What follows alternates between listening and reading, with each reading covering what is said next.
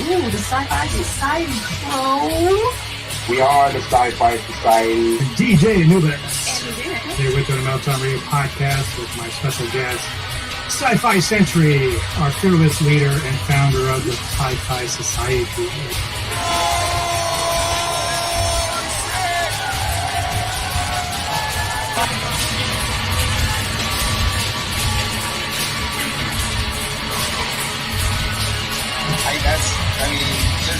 That whole story, like, that's pay-per-view, guys. Like, you don't get a lot of that stuff. I'll write a book one day.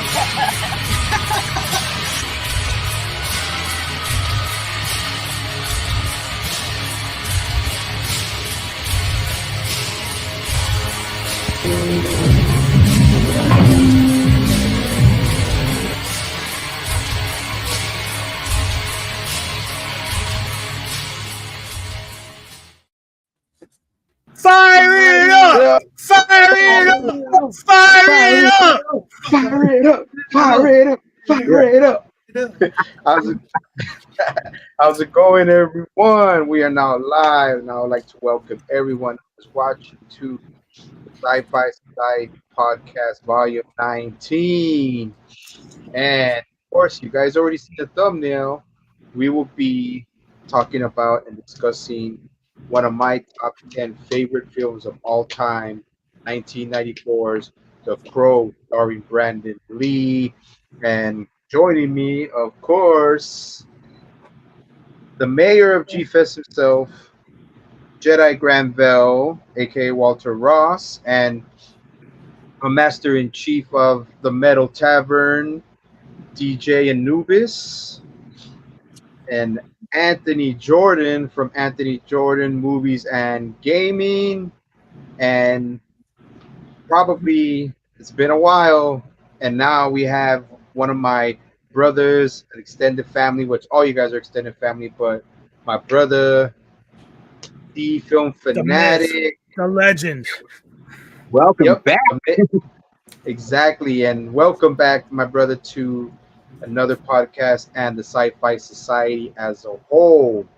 Everyone, we are the Sci-Fi Society, and now I've been wanting to do this film, especially a review for it for a while, and just like my brother the film fanatic said, you know what, man, fuck it, let's go balls to the wall.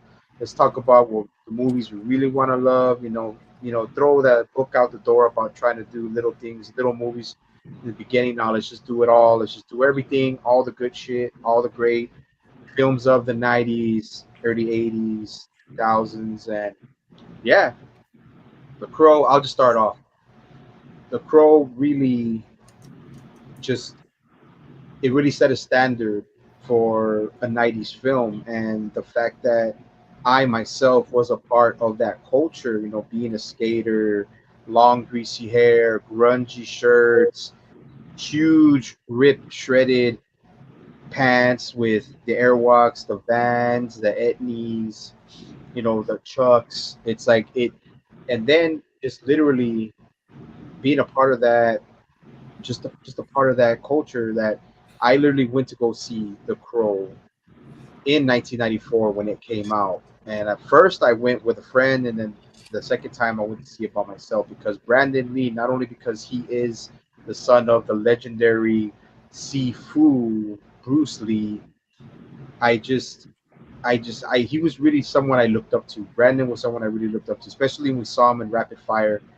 Rapid Fire really like just started that just the action, his own action style as far as movies is concerned, acting, being a martial artist, just giving his chops to the craft like his dad before him. So I gotta say, man, I saw it in the theater. It was amazing. It was cheap back then. Popcorn was only like $3. A soda was like 1.99. Freaking, it was, and then I think I paid like only like I think like $5 to watch the film. When at that time in '94, so it was just cheaper, better. To me, I'm becoming so retro, man, that I just love retro style movies. Late '70s, early '80s, '90s, early 2000s, and that's why Ronnie wanted to bring the Sci-Fi Society together, especially Deadpool Fanatic, because he is also a hardcore fan and enthusiast for Bruce Lee and martial arts as a whole. So I'm gonna pass it to my boy Deadpool Fanatic. Let me know, bro. Let us all know when you first saw it, what you thought of it, and then I'll move it on to the next. Unlike yourself, I didn't watch it in the theater. I saw it on VHS later on. Oh, And being yep. a huge fan of Bruce Lee, of course I'm gonna be a fan of his son. And I was just waiting for him to, jump on that stardom and become, uh, you know, another action hero, which was Bruce Lee of mine. I had the trifecta. I had Sylvester Stallone, Arnold Schwarzenegger, and Bruce Lee, and I was just waiting for Brandon to to hold that throne of his brother of his father. But unfortunately, we all know what happened. And yeah, this film, man, it's not the kind of movies I was watching back then. I did not know I was gonna be part of the dark side. But seeing this movie in that style, that darkness, that gothic theme, I wasn't into that. I grew up a hip hop head, gangster rap.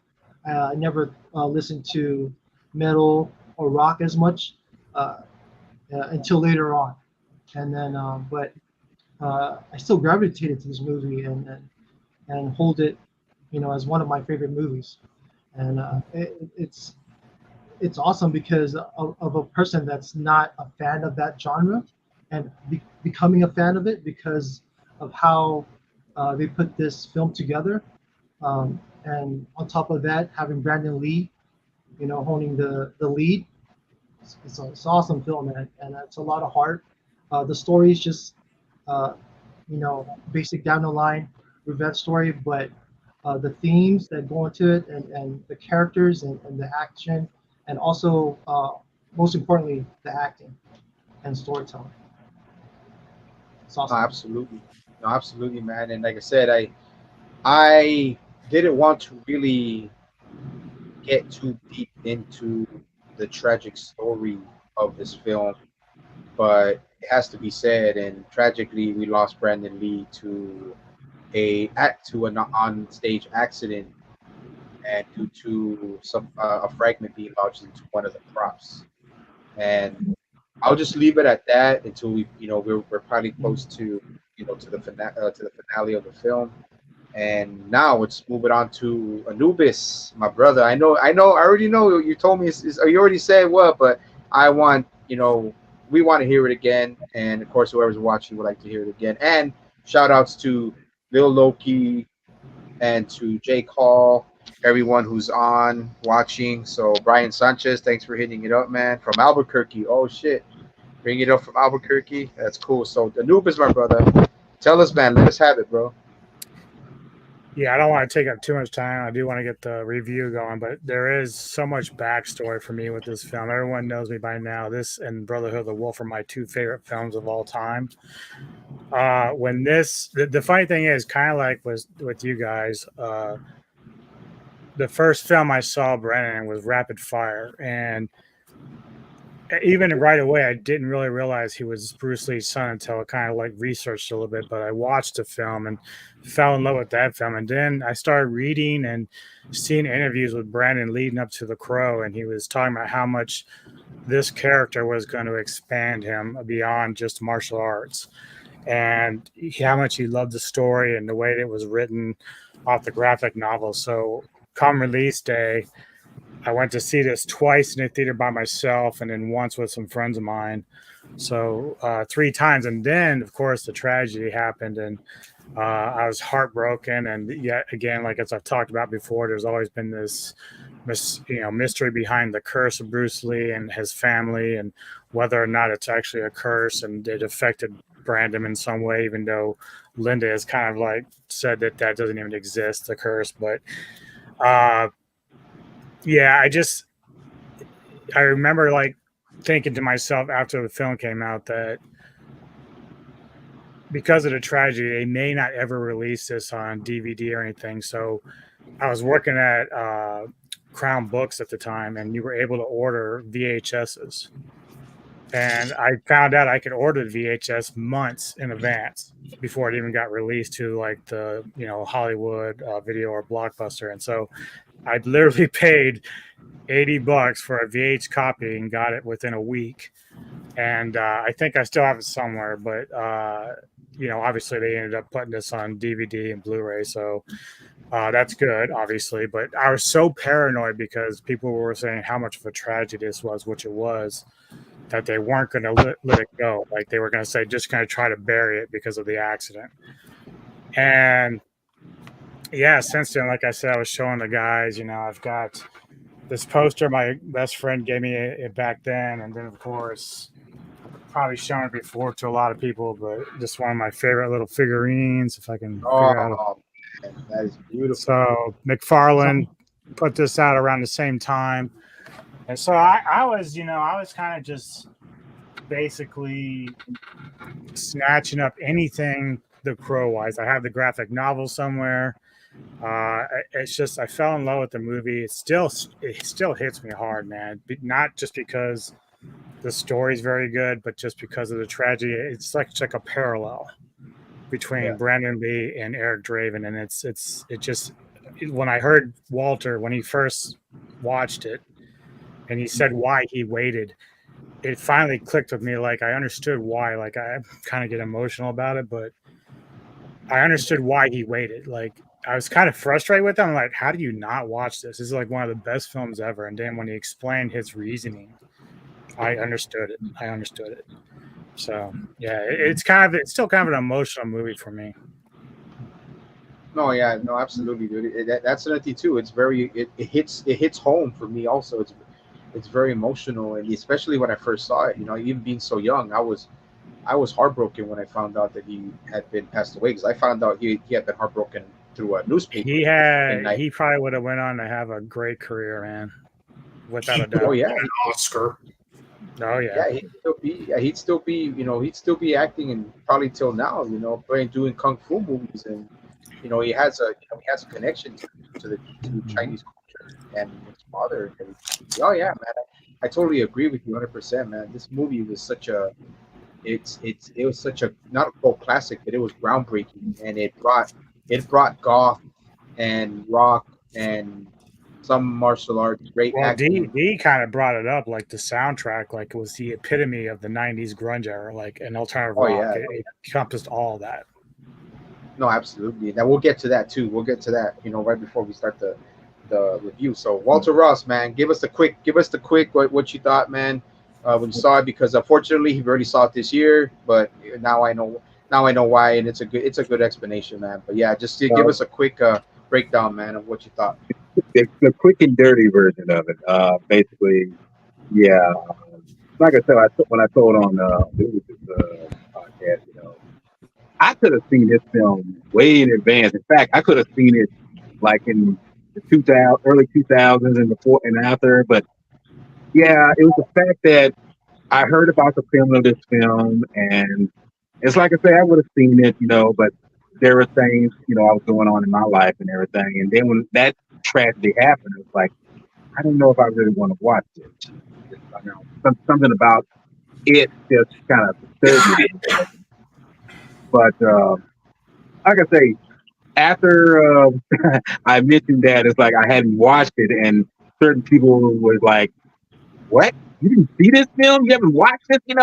But I say, let me finally watch it now. I mean, time has passed, and it's the 30th anniversary of the film this year. So when I finally watched it, I was just kind of like, wow, how I did not watch this film until now, But I realized what it was, and it was those underlying reasons that I waited until now. And as I told, I think I told Nubis, that I feel this film is a little bit better, and because it's a precursor to The Matrix, I feel it's a little bit better than The Matrix.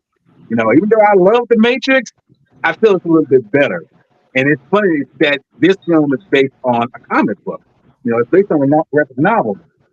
And the simple fact is that it's still here standing the test of time, lets you know how effective it is and how influence it's had on other films. Because, like I say, watching this, I've seen underlying things that's in this film that I've seen in other films that kind of copied it, And knowing that Brandon, and something that me and Film talked about one time, that had Brandon lived, who knows what he could have, branched out into whatever, I mean?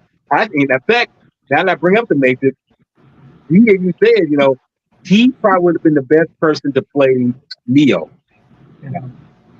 So who knows? And it's just sad that his range didn't get to the point of what it should have been, but unfortunately, he's gone from the world. But he did leave a legacy that fans like us and film aficionados still enjoy. And I realize, like I say, at least that's there.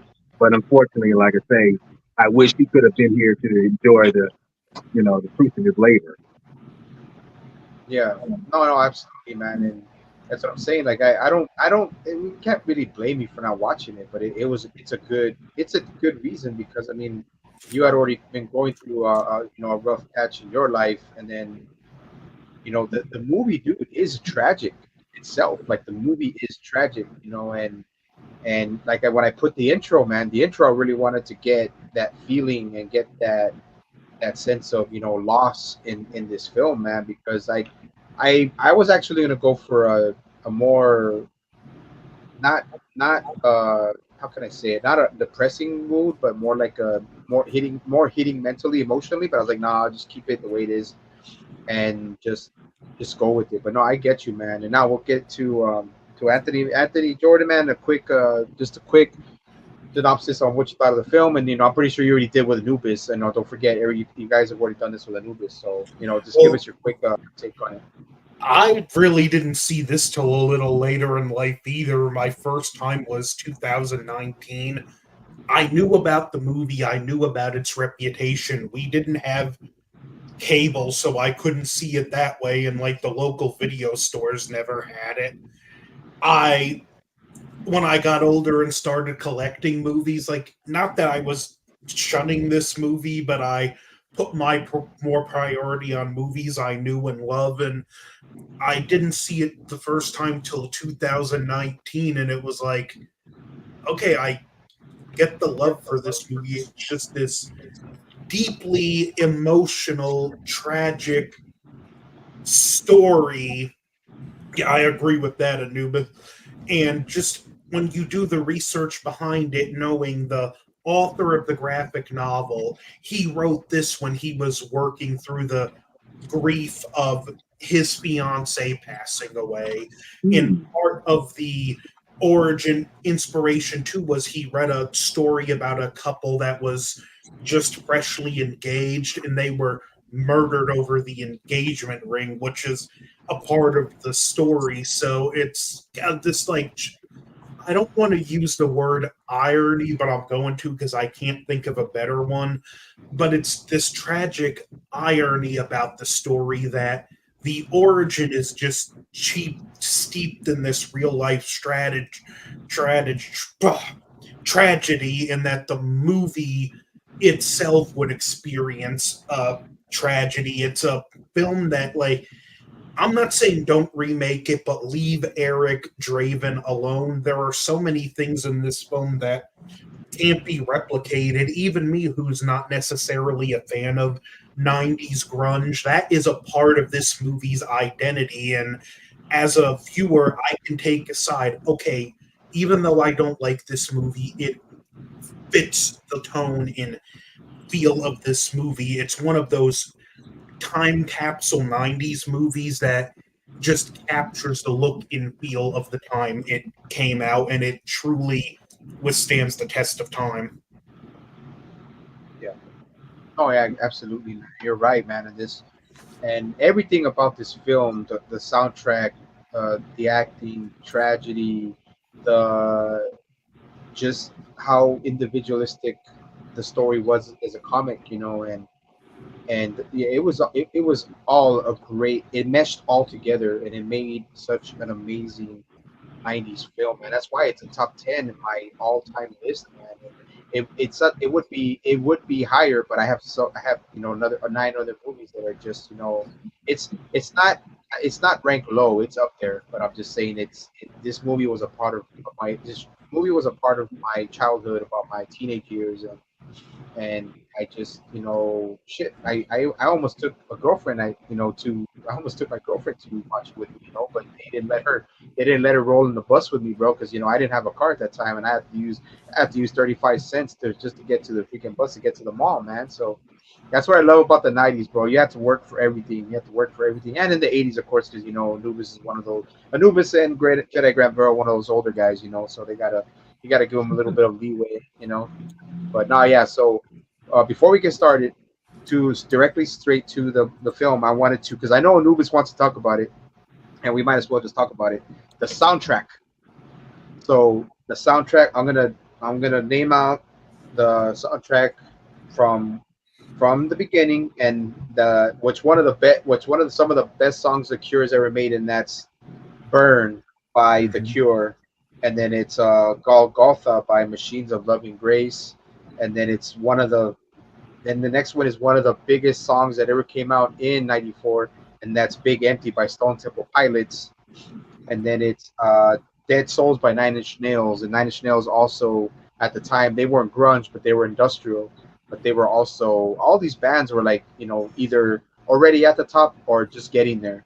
And then it's also Rage Against the Machine with Darkness, and then it's number 6, which is Color Me Once, and that's Violent Femmes, and then it's Ghost Rider by the Rollins Band, and then it's Milk Toast by Helmet, which is a good one. I know Anubis loves Helmet.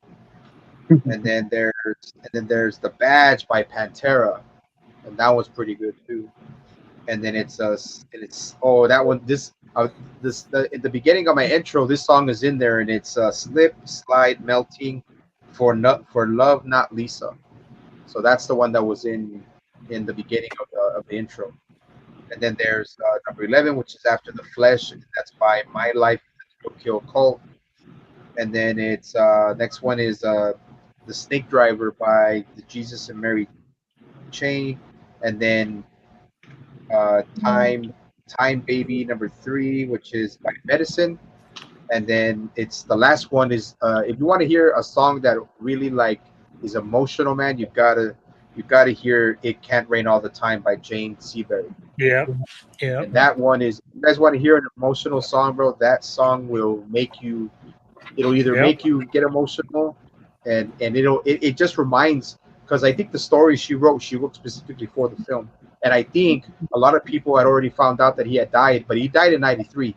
So the soundtrack was made in 94.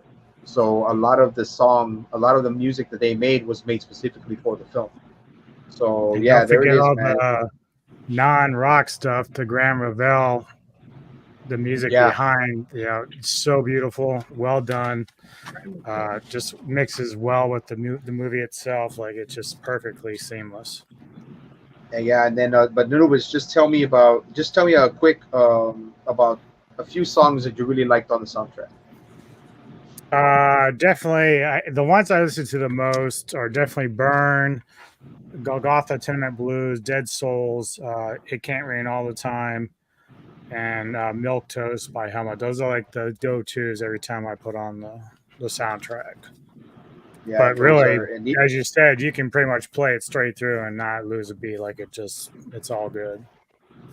and they even said that this soundtrack made history Mm-hmm. because like I said, every single band or artist on this soundtrack was either already made it big and just about to make it big. They were just, a lot of them were starting to just get there and get noticed. Yeah. And me, Big Empty, it hit me, bro. Just Big Empty is another emotional song, but it's just great, man. There's a bunch of them. Ghost Rider was kind of cool, but the Rollins band, Henry Rollins' voice is probably so whacked up right now because of all this, how hard he tries He's to got sing. that very weird delivery with his vocals, so it's kind of hard sometimes to get into his music. Yeah, man, I agree. But okay, so we talked about the soundtrack and and just like Anuba said, like there was a bunch of merch, even before that. Like he said, he has one of the original McFarlane toys of the Crow, and like I wanted to get some, but I was like, you know what, man, not now. It's like, all the stuff I let go. I could have got the Diamond Select Crow for like $11, but I just didn't get it because I think, you know what, I'm stopping in collecting and stuff. But yeah, but there's all kinds of merch. Defunct Fanatic has a shirt that he had gotten in 29. Was it 2019? Yeah. Fanatic. Yeah, 2019. So go ahead, just explain that before we get straight to the review. What's about that? the shirt? About the shirt. Oh yeah, I found this shirt at Spencer's. I was looking everywhere, Hot Topic, but I found it at Spencer's, and finally I found one that's in my size. But I haven't worn it till today. Just saving it for the right occasion. The perfect occasion, bro. The perfect occasion. All right, guys. Now we get started on the review. This is what we all been waiting for. I love this film. I love the emotion. I love the goth. I love the brutality. I love some of the one-liners. I mean, shit, dude. Like Top Dollar, bro. Wow, like that dude. That dude needs to get more credit, man. Like I swear to God. But yeah, okay. So I'm gonna start it off. The Crow is a 1994 American Gothic superhero film directed by Alex Proyas and written by David A. Chow and John Shirley, based on the 1989 comic book series by James O'Barr. And it stars Brandon Lee in his final film role as Eric Draven, a rock musician who was resurrected from the dead. He vengeance against the gang who murdered he and his fiance. So now we get to the cast. And the cast, bro, man, like even though some of them weren't like high quality actors, dude, they all did an amazing job, man. And we start off with, of course, the late and great, amazing Brandon Lee as Eric Draven the Crow, and then Rochelle Davis as Sarah Moore, and then Ernie Hudson, man, as Sergeant Daryl Albrecht. Michael Wincott, top dollar. Yeah. So that dude should have got at least like best supporting actress or best villain, like in a category at the time in '94. And then we have Bai Ling as Micah, Yep. and we have Sophia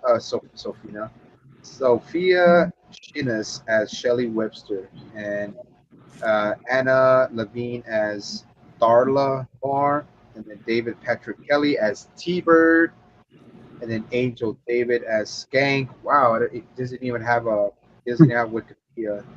We have Lawrence Mason as Tintin, and then Michael Massey also, late Michael Massey, who passed away, as Fun Boy.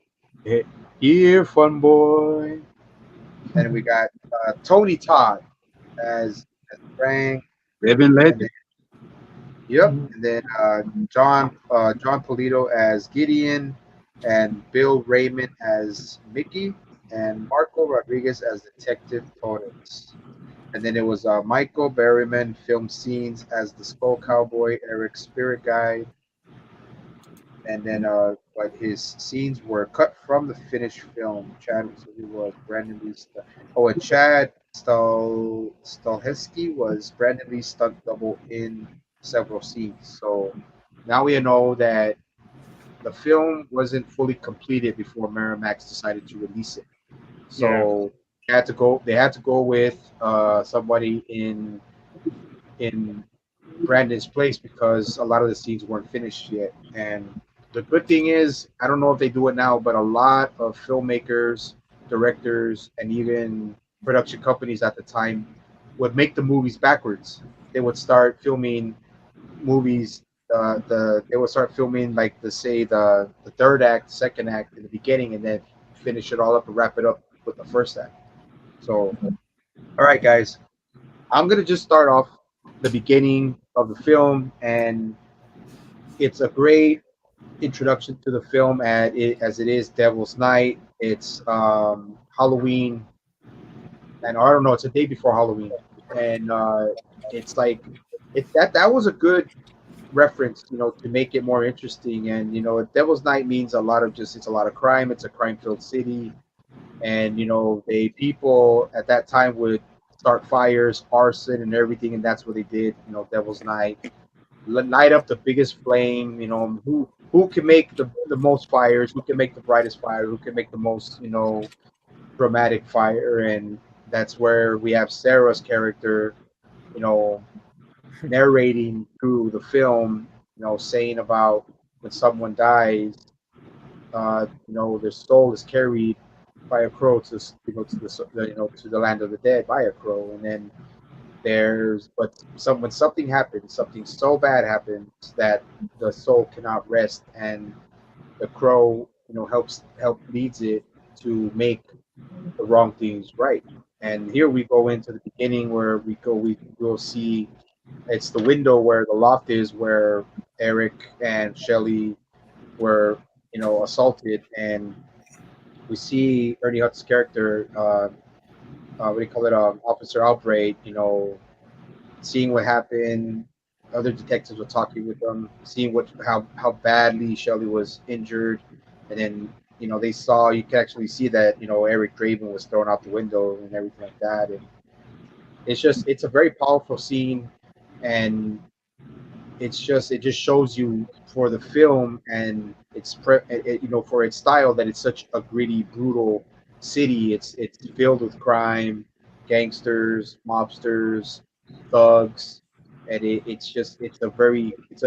aesthetic is very good, and then adding the goth elements to it, and it's a great opening. And then you see how they had to move Shelley out because she was badly injured, and then it's just it's kind of emotional even talking about it, because you get to the part where they're now at the bottom of the building, and this is where Sarah shows up, and Shelley's being carried off in the stretcher, and they said Officer Albright didn't really tell Shelly because she asked where's Eric, and he didn't really want to answer her. And then they put her in the ambulance, and then Sarah goes up to Officer Albright and tells you lied about Eric, so Eric's dead, and and he just hugs her, and that's where they cover up his body and everything, and this is where they have that little still where Officer Albright is holding Sarah,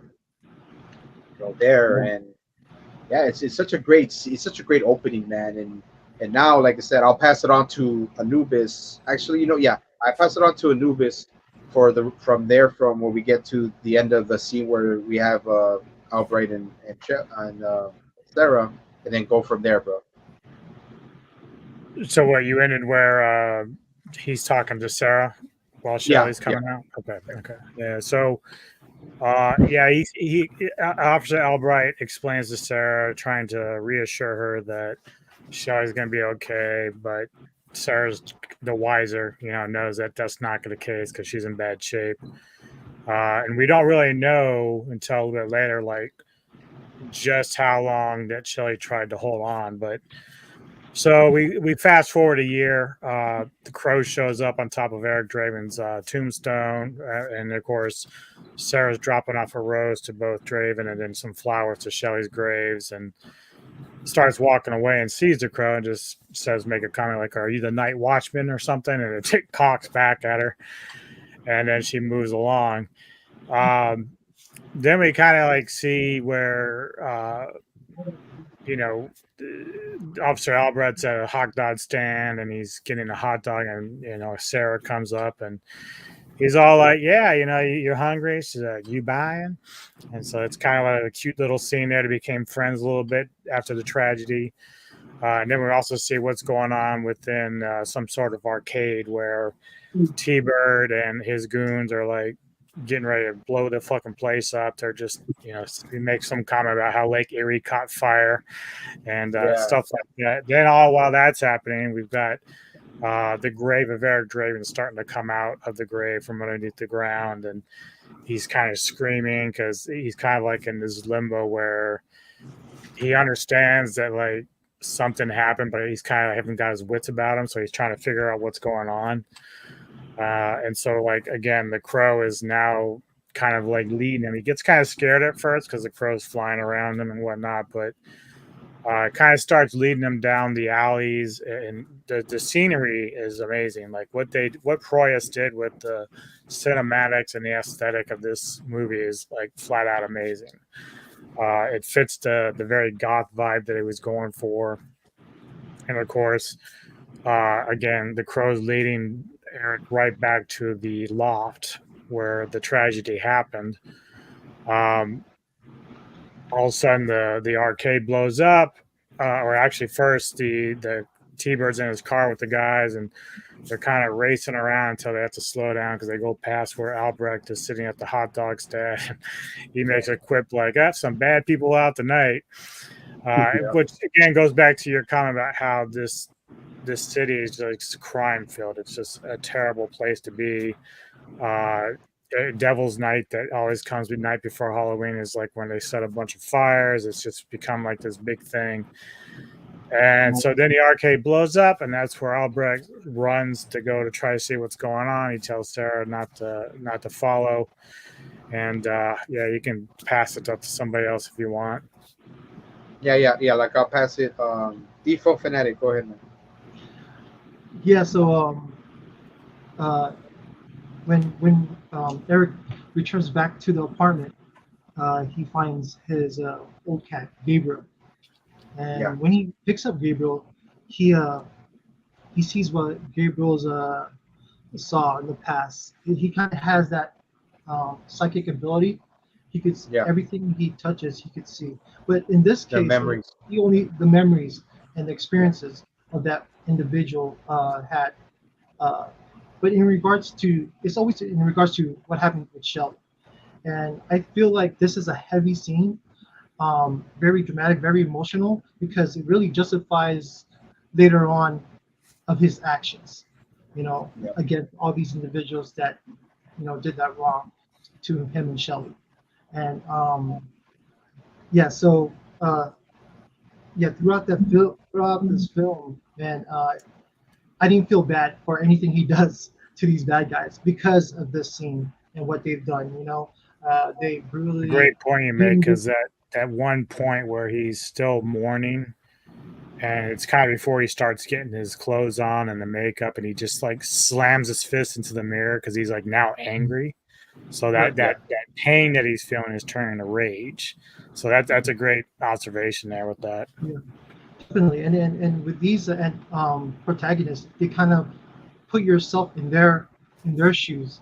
How would you feel if someone that you love has been brutally taken from you, you know, ripped from your life, you know, and ripped your heart out because of their own satisfaction, greed, and so going back to what I was saying, uh, um, this is where we see that he gets stabbed when he enters the apartment in the past, and also gets shot by Funboy, and Yep.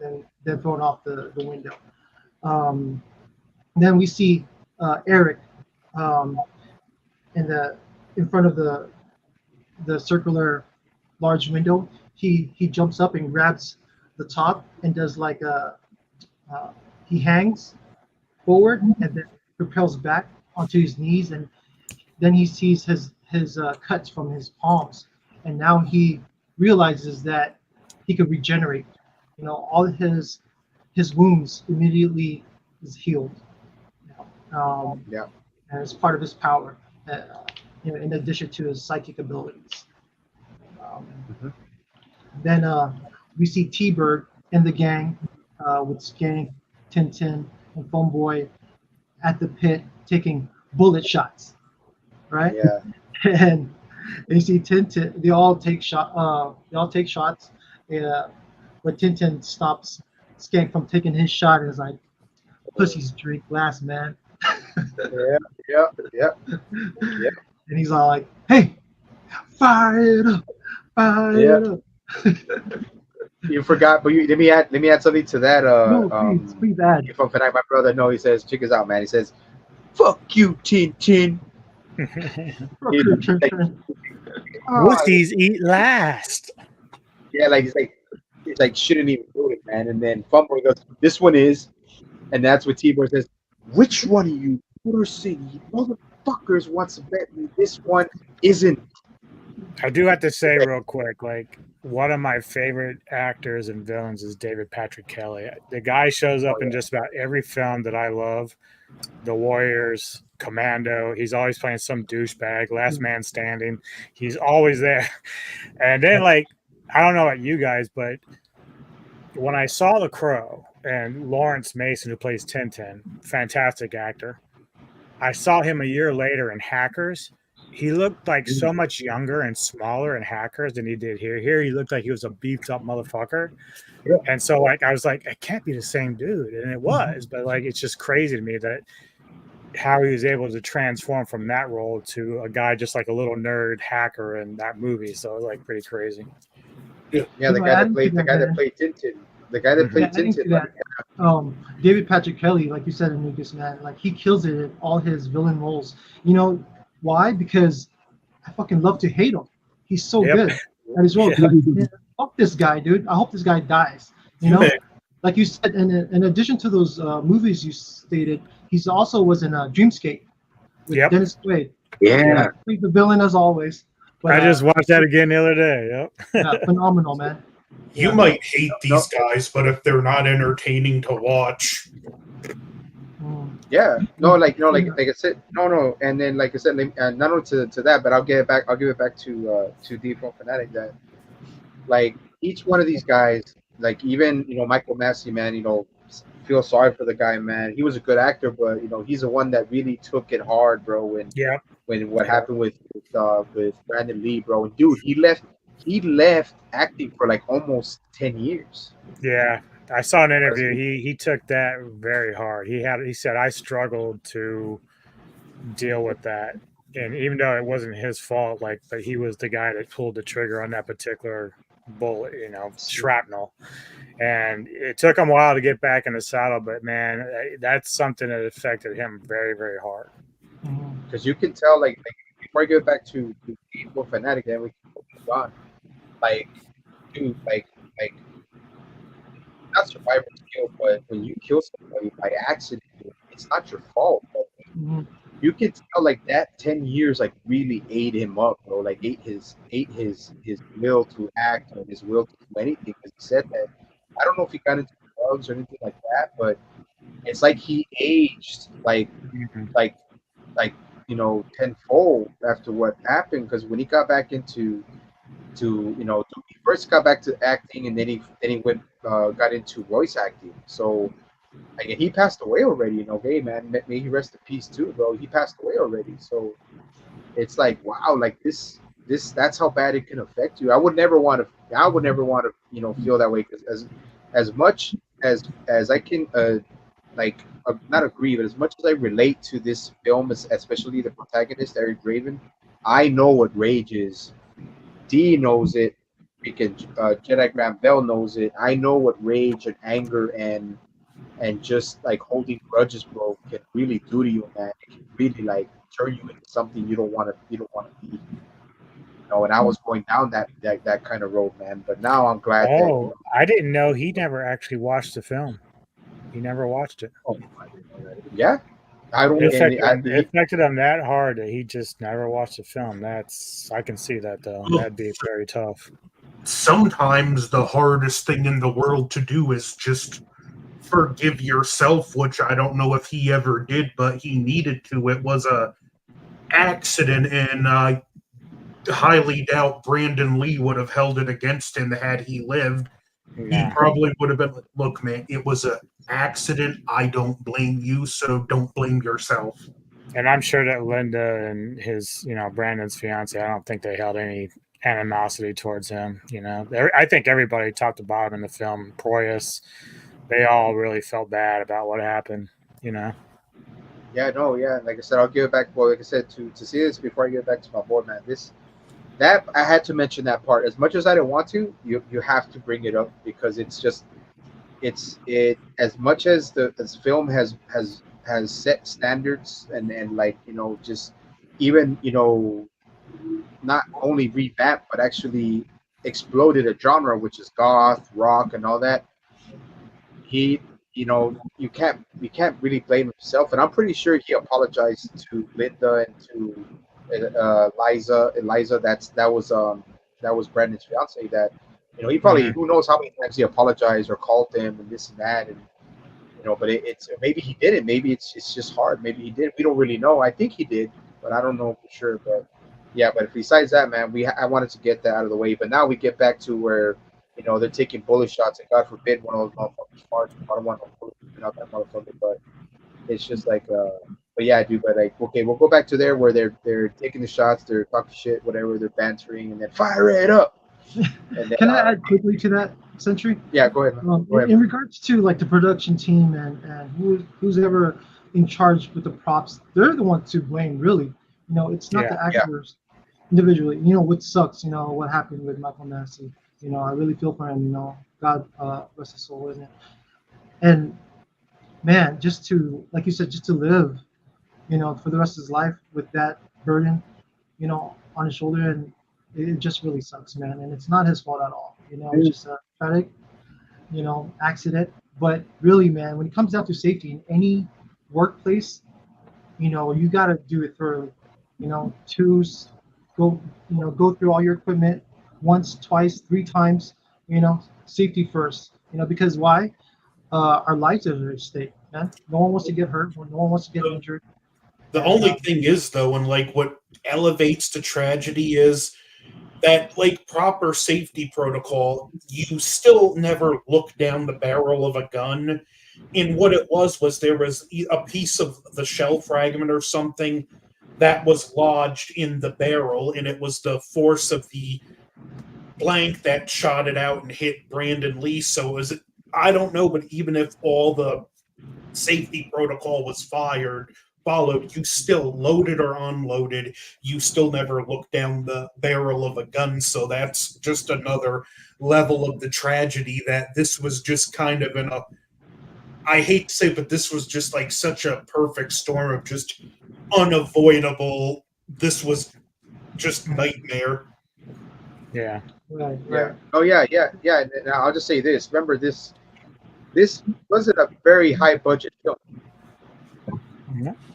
So it wasn't. It I mean, only it wasn't made like 94 million off of 23 million or 20 million, yeah. something like And that. the thing is, like, it didn't, like, the funny thing was, it only went to like 2,100 theaters, so it wasn't really like out there, like, say, you know, the Monsterverse would be out in like 4,100, or Marvel, that'd be like 4,100 theaters, so it wasn't half of that.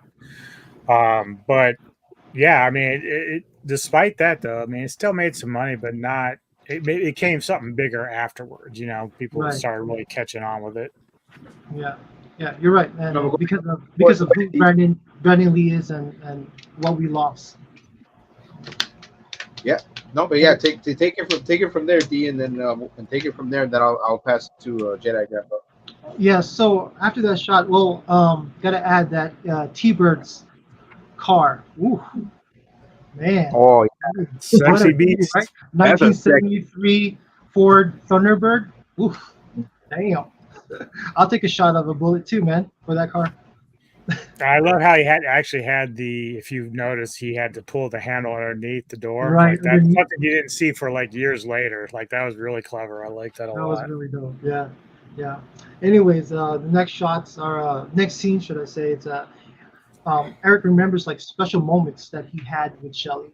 You know, when he views his old pictures with her and stuff, and it's really emotional for him, and I feel for the audience. This is when he starts putting on his black attire, his fitted gothic attire, and he sees this Harley Quinn mask, porcelain mask that he gave Shelly.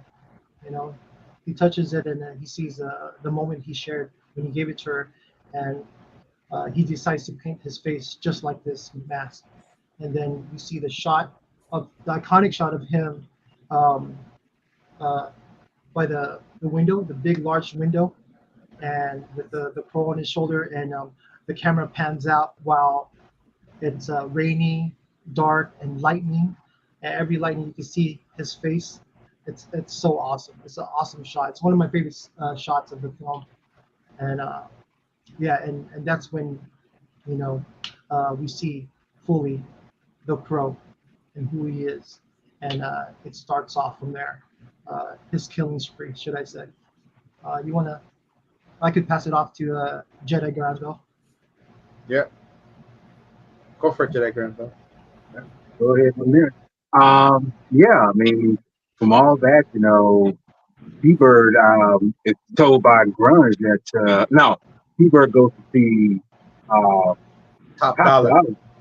But that's one thing about this film. It's got some outlandish nicknames for these people, But he's going to see Top Dollar, but Grunge said, well, he's still like so-called meeting. Taking a meeting. A meeting.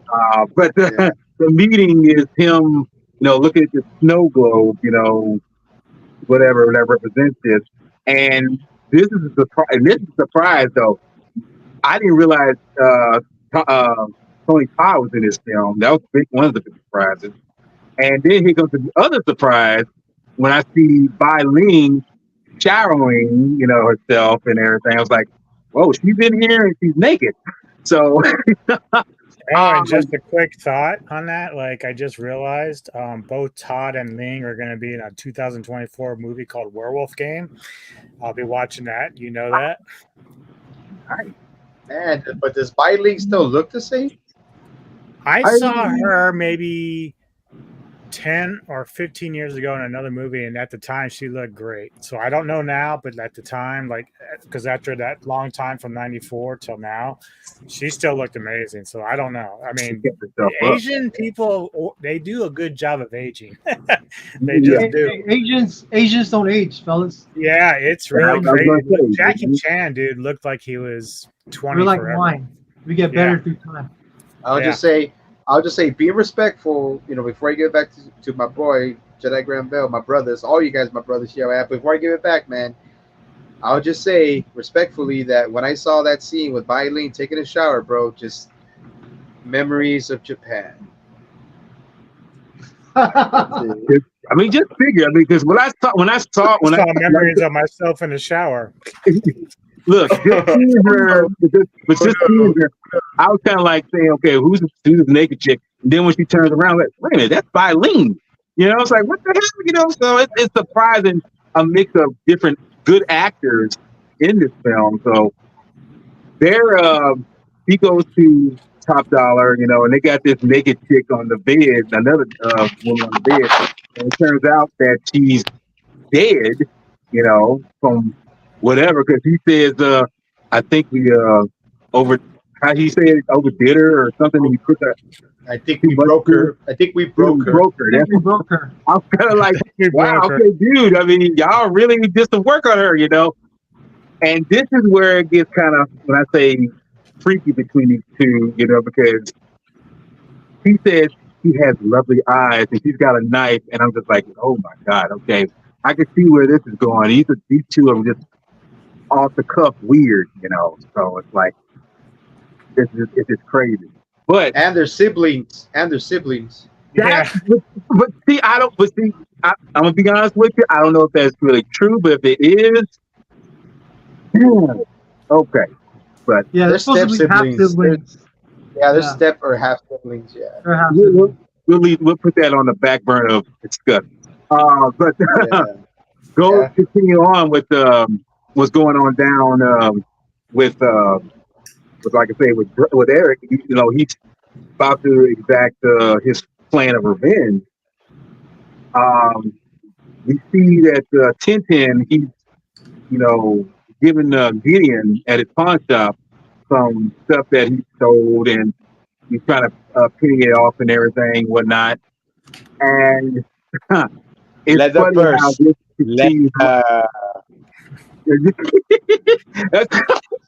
I'll get that right for you real good. Yeah. he's like cheap ass home dome child molesting. Dude, I can't see. If I saw this film years ago, I would know those minds so good. But yes, when he leaves him saying, you know, you cheap mother, it's like, oh my God, it's so funny. But just like, yeah, lock it up behind. Yeah, right. Yeah, exactly. Lock it up, done, and everything. Just get out of here. What are these Tintin bloodstains? What are these Tintin bloodstains? Is like, I'll give a blood stain here, Tintin. What is this? I'll give you $50, man. And I hate charities. Yeah, right. I mean, the script for these characters were written so well because the liners are great. Which is wild because it's not a big cast, and knowing that, and it's the thing that I think we have to remember. Eric is not going after the big dog. See, films like this, you always go to the big dog, but it's just Eric avenging the people who killed him and his soon-to-be wife. That's it. He wasn't caring about who Top Dollar is. He's going after just those who wronged him. So keep talking, guys. I'll be right back. Okay. Keep talking. The first victim is, of course, Tintin. And you see that when he goes after him, Tintin says, like, who are you? You know, he said, stepped up to him. And he has 2 knives. He said, these 2 never miss. I'm just like, yeah, they about to miss in a second, homeboy.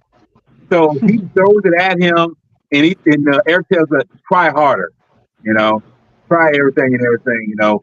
And he throws it at him. He blocks it. He knocks it out. I think one of them hits him, but it heals up, you know.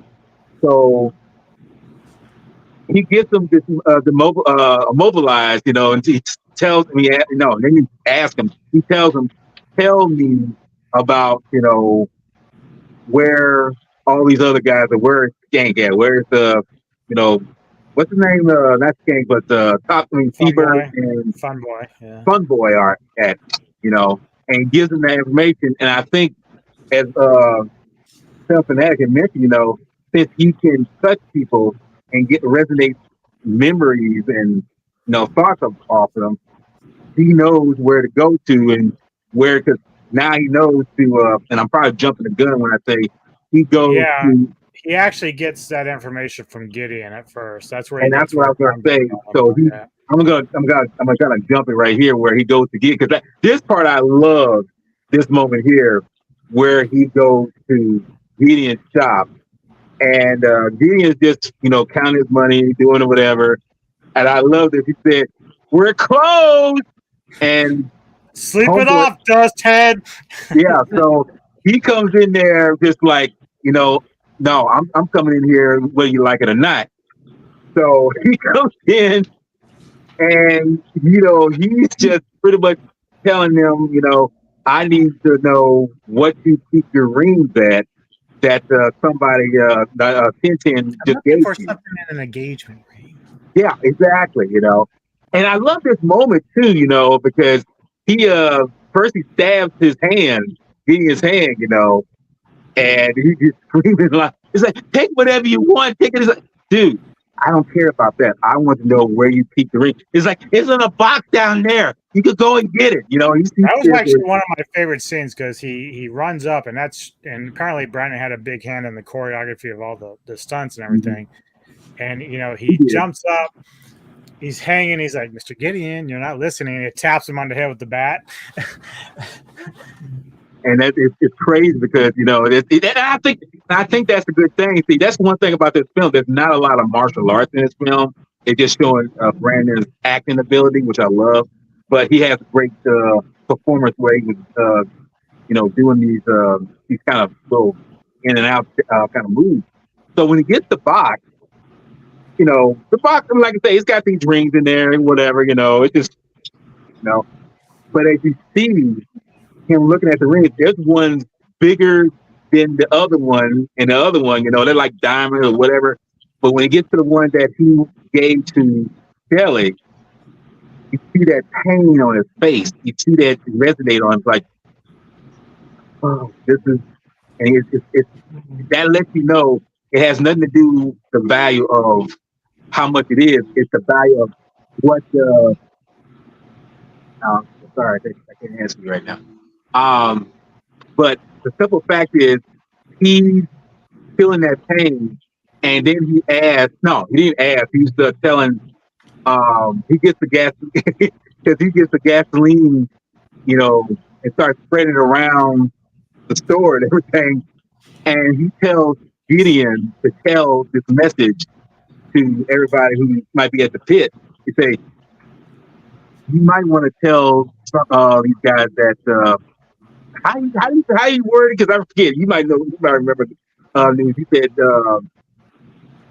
death is coming for you tonight, or something like that. Something like he said, tell them that death is coming for them, and go ahead. And the funny thing is, now he takes a shotgun, puts in the rings that's in the box. I love this moment. Puts them in the muzzle of a shotgun. And he's like I say, he's poured gasoline all the while, and Gideon could say, "You motherfucker, you doing all this shit, and everything. You're street trash." Yeah, street trash. And at the same time, he grabs a guitar before he leaves, and as he's about to go out, and Gideon's just shouting all these, insults to him and whatever. This part I love. That he's about to do. I love this. I love this moment. Yeah. He points the gun. Before he points the gun, he say, "Is that gasoline I smell?" He points the gun. He points the shotgun at the place, and the rings come out, and then he's like, boom! He just blows this motherfucker up. He just blows, and yeah. When he says that, is that gasoline I smell? Gideon's like, "No, man, no." He blows that shit up, and I'm just like, dude, now this is This is not something I was expecting to happen, but when he blows it up, he's like, I'm thinking Gideon's going to get blown up himself, but he gave that warning to him to tell them because he's coming for him. When this happens, it alerts what's his name? Ernie Hudson's character, Everett. Sergeant Albert. Albert, thank you, Sergeant Albert. And I don't want to take up too much of it, but when he sees Eric come out and say, "Hold up, stop that shit!" And Eric just sits down for a second. He's like, all right, but as he's seeing somebody looting the place and everything, he's gone like Batman. He disappears just like that. So, go ahead. Can I say something before? Because I just jumped in, man. I had to do something. I had to feed my turtle. Okay. I forgot, man. He's right there, starving. Sorry. What is it? Shit on me. Yeah. Shit on me is like, but what Brandon Lee, what I love about that part, man, when he really tells him, it's like each one of these is a life. Yeah. A life destroyed. He's like, you're gonna kill me. He's like, I'm not gonna kill you. Your job is to let to tell the rest of them know that. Yeah. Yeah, it's funny that Gideon's like his whole thing of like shit on me is almost iconic in the sense that like if you ever saw I think it's Lethal Weapon 3 or 4 where Joe Pesci's character keeps saying you get fucked in a drive-thru. It's almost like the same type of thing that he keeps saying over and over. Yeah. So it's almost like an iconic line from Gideon that he goes, "A shit on me." Yeah. He's such a great actor, right? John Polito playing that. Yeah. That fucking twerp. Yeah, because I just missed it. Because I was like, because I had to go do something. It's like, and I remember like. Wait, what else did he say? He said, what do you call it? Well, he was saying with Albrecht, he's kind of like, do you know Tintin? He was a guy who played with knives. Oh yeah, he's like, hey, do you know T-Bird? He had a friend that shouldn't have played with knives, like the Coke. Like the Coke. It's like you're that guy that murdered Tintin. Like, no, you're the guy that murdered Tintin. He's like, he was already dead the moment he touched her. They're all dead. They just don't know it. Okay, sorry. Sorry, Jedi. Take it away, bro. Sorry, bro. Because I was gonna say, because I don't want to. I mean, because the way it's going is like, dude, I don't want to. Yeah, I want to spin up, but no. This kind of pours back to, like I say, with Everett. I mean, Sergeant Everett, and he sees the people looting the pawn shop, and like I say, before he's done, he's already gone. So he's on his master plan what he's doing.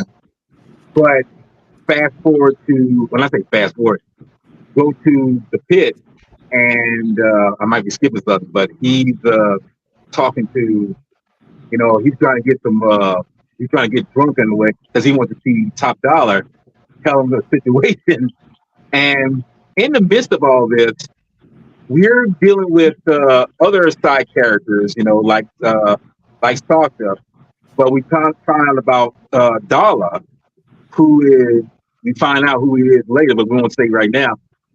He goes, Sasha goes into the bar, and she said, "Well, Darla, you still hungry? You're not home or anything like that?" And she's hooking up with Fun Boy, And like I say, we don't know the relationship between these two yet, but Darla tells her, go home, and get some food, get some money. It's like, I already had food, I already had stuff. So I was like, the police. Yeah. Someone will report me dinner. The police. So, but I don't want to take up too much. I'll say, go ahead and pass it on to someone else. Because like I can go on with this. I'll pass it to Anthony. But like you said, the good points on Darla is Darla's making out with Homeboy. And Sarah's there. She's like, what? I forgot what he says, but she says, "You guys having a long night, are you, Darla?" She's like, "Hey, go get some food, huh?" It's like, someone already bought me dinner. The police, and that's when Fun Boy looks at her. Like, someone already bought me dinner. Police, and I'm like, oh my god, dude! Like, Fun Boy, dude. When we get to that part where Funboy, bro, I'm on that shit, dude, because that's my favorite. That's probably my favorite scene, and that's why I put it on that freaking intro, bro. Because like, here, Funboy. I was like, oh, dude, like, because to me, before I Have get to you Anthony, really he checked yourself? You're really fucked up. no, like but to me, he's like the most. Like to me, he seems the most like raunchiest, and he's remember if you remember in the scene, when they're going to the flashbacks that Eric's remembering, he's the first one that raped her. Yeah. He's like me first, and then you see But you the know what? The funny thing about Funboy though was that out of all of them, he was the least scared to die.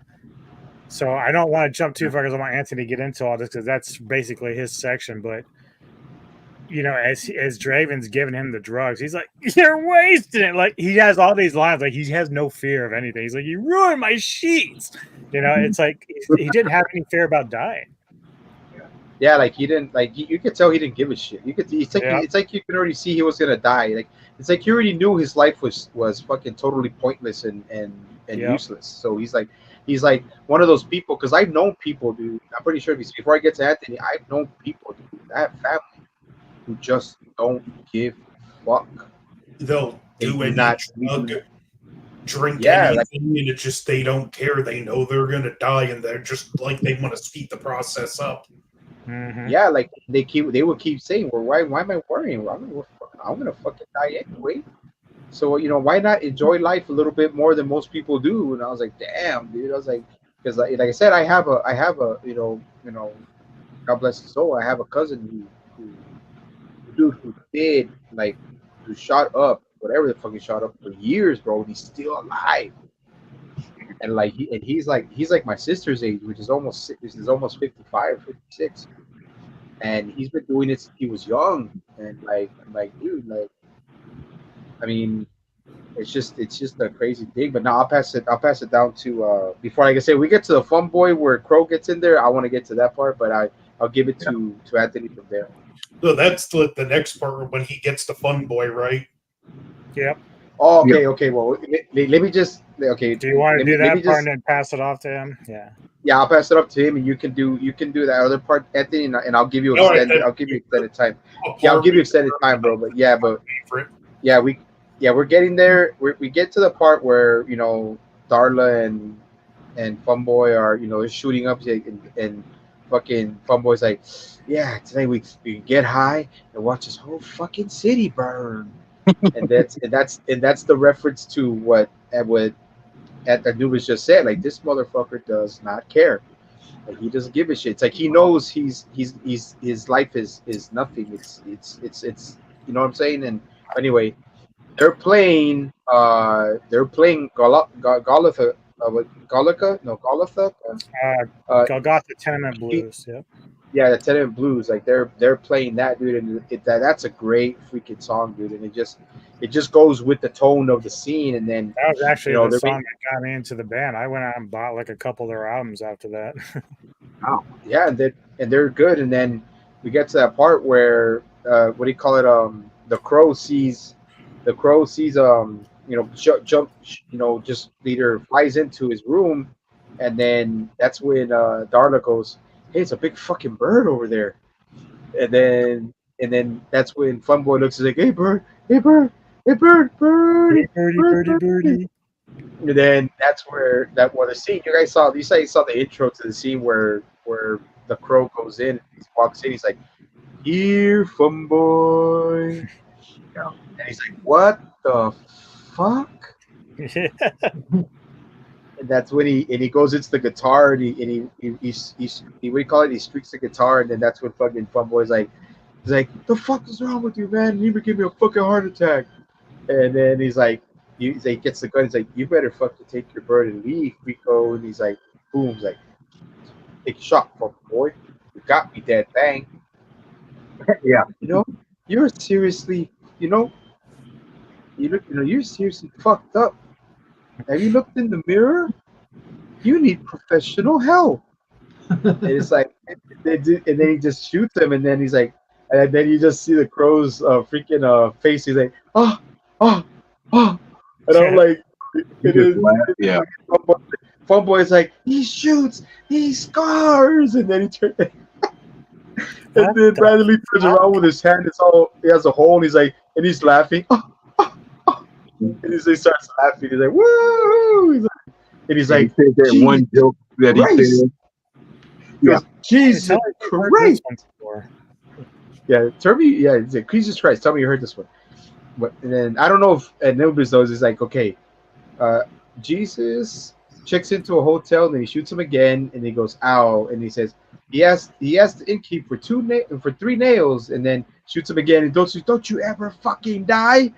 And that's when the crow says, could you put me up for the night? And that's when he freaking shoots him, and then he shoots himself, and then he does this little screech, like that little screech that just like, oh my god, dude, it was so hilarious.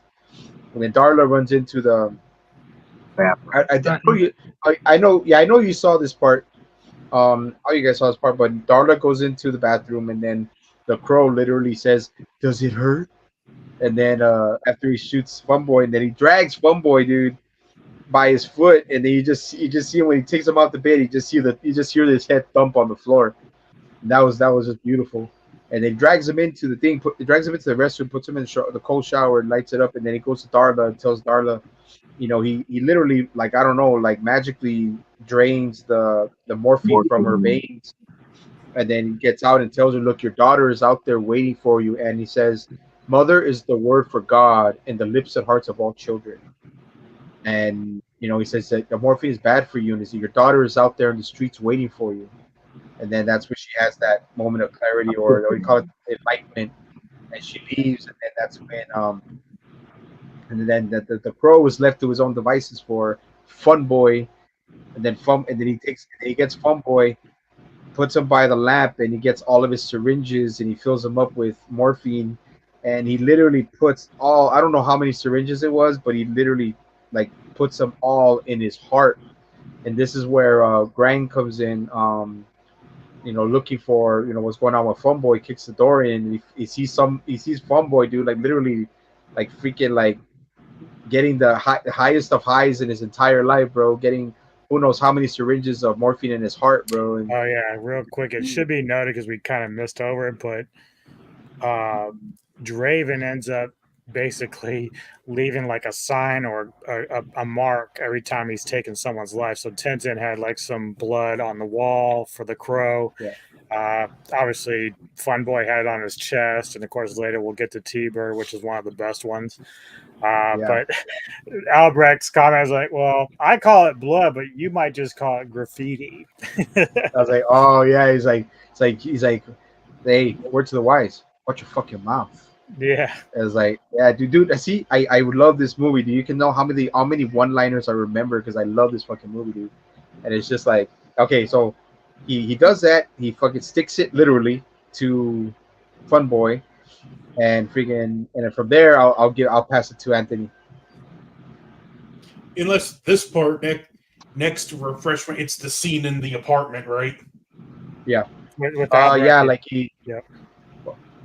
Yeah. It could have been reversed. He could have went to see Albrecht first. I don't remember. But this one of my favorite parts, so I'm more than happy to talk about it. It's a key part too because it plays down the end too. We get Albrecht in his apartment. I don't know. He's like t-shirt. He's got his boxers on, and he still has his officer's cap. So I'm like, is he just?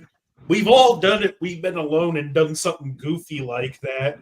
And Draven shows up and he makes a remark about it, goes into the refrigerator and hands Albrecht the beer, and they start talking, and he talks about Shelley and that he stayed with her. Then Eric Draven, it's again great scene. I love the interactions between these things. Any scene in a movie with Ernie Hudson is a winner. He always feels like this friend when you see him on screen, and he brings this just warmth, sometimes great humor, but he always just feels like a down-to-earth everyman. And I like when Draven touches him and he experiences those 30 hours and realizes he stayed with her, and like you do see like a change in his demeanor after this, even though he's still out for vengeance. It's like some of that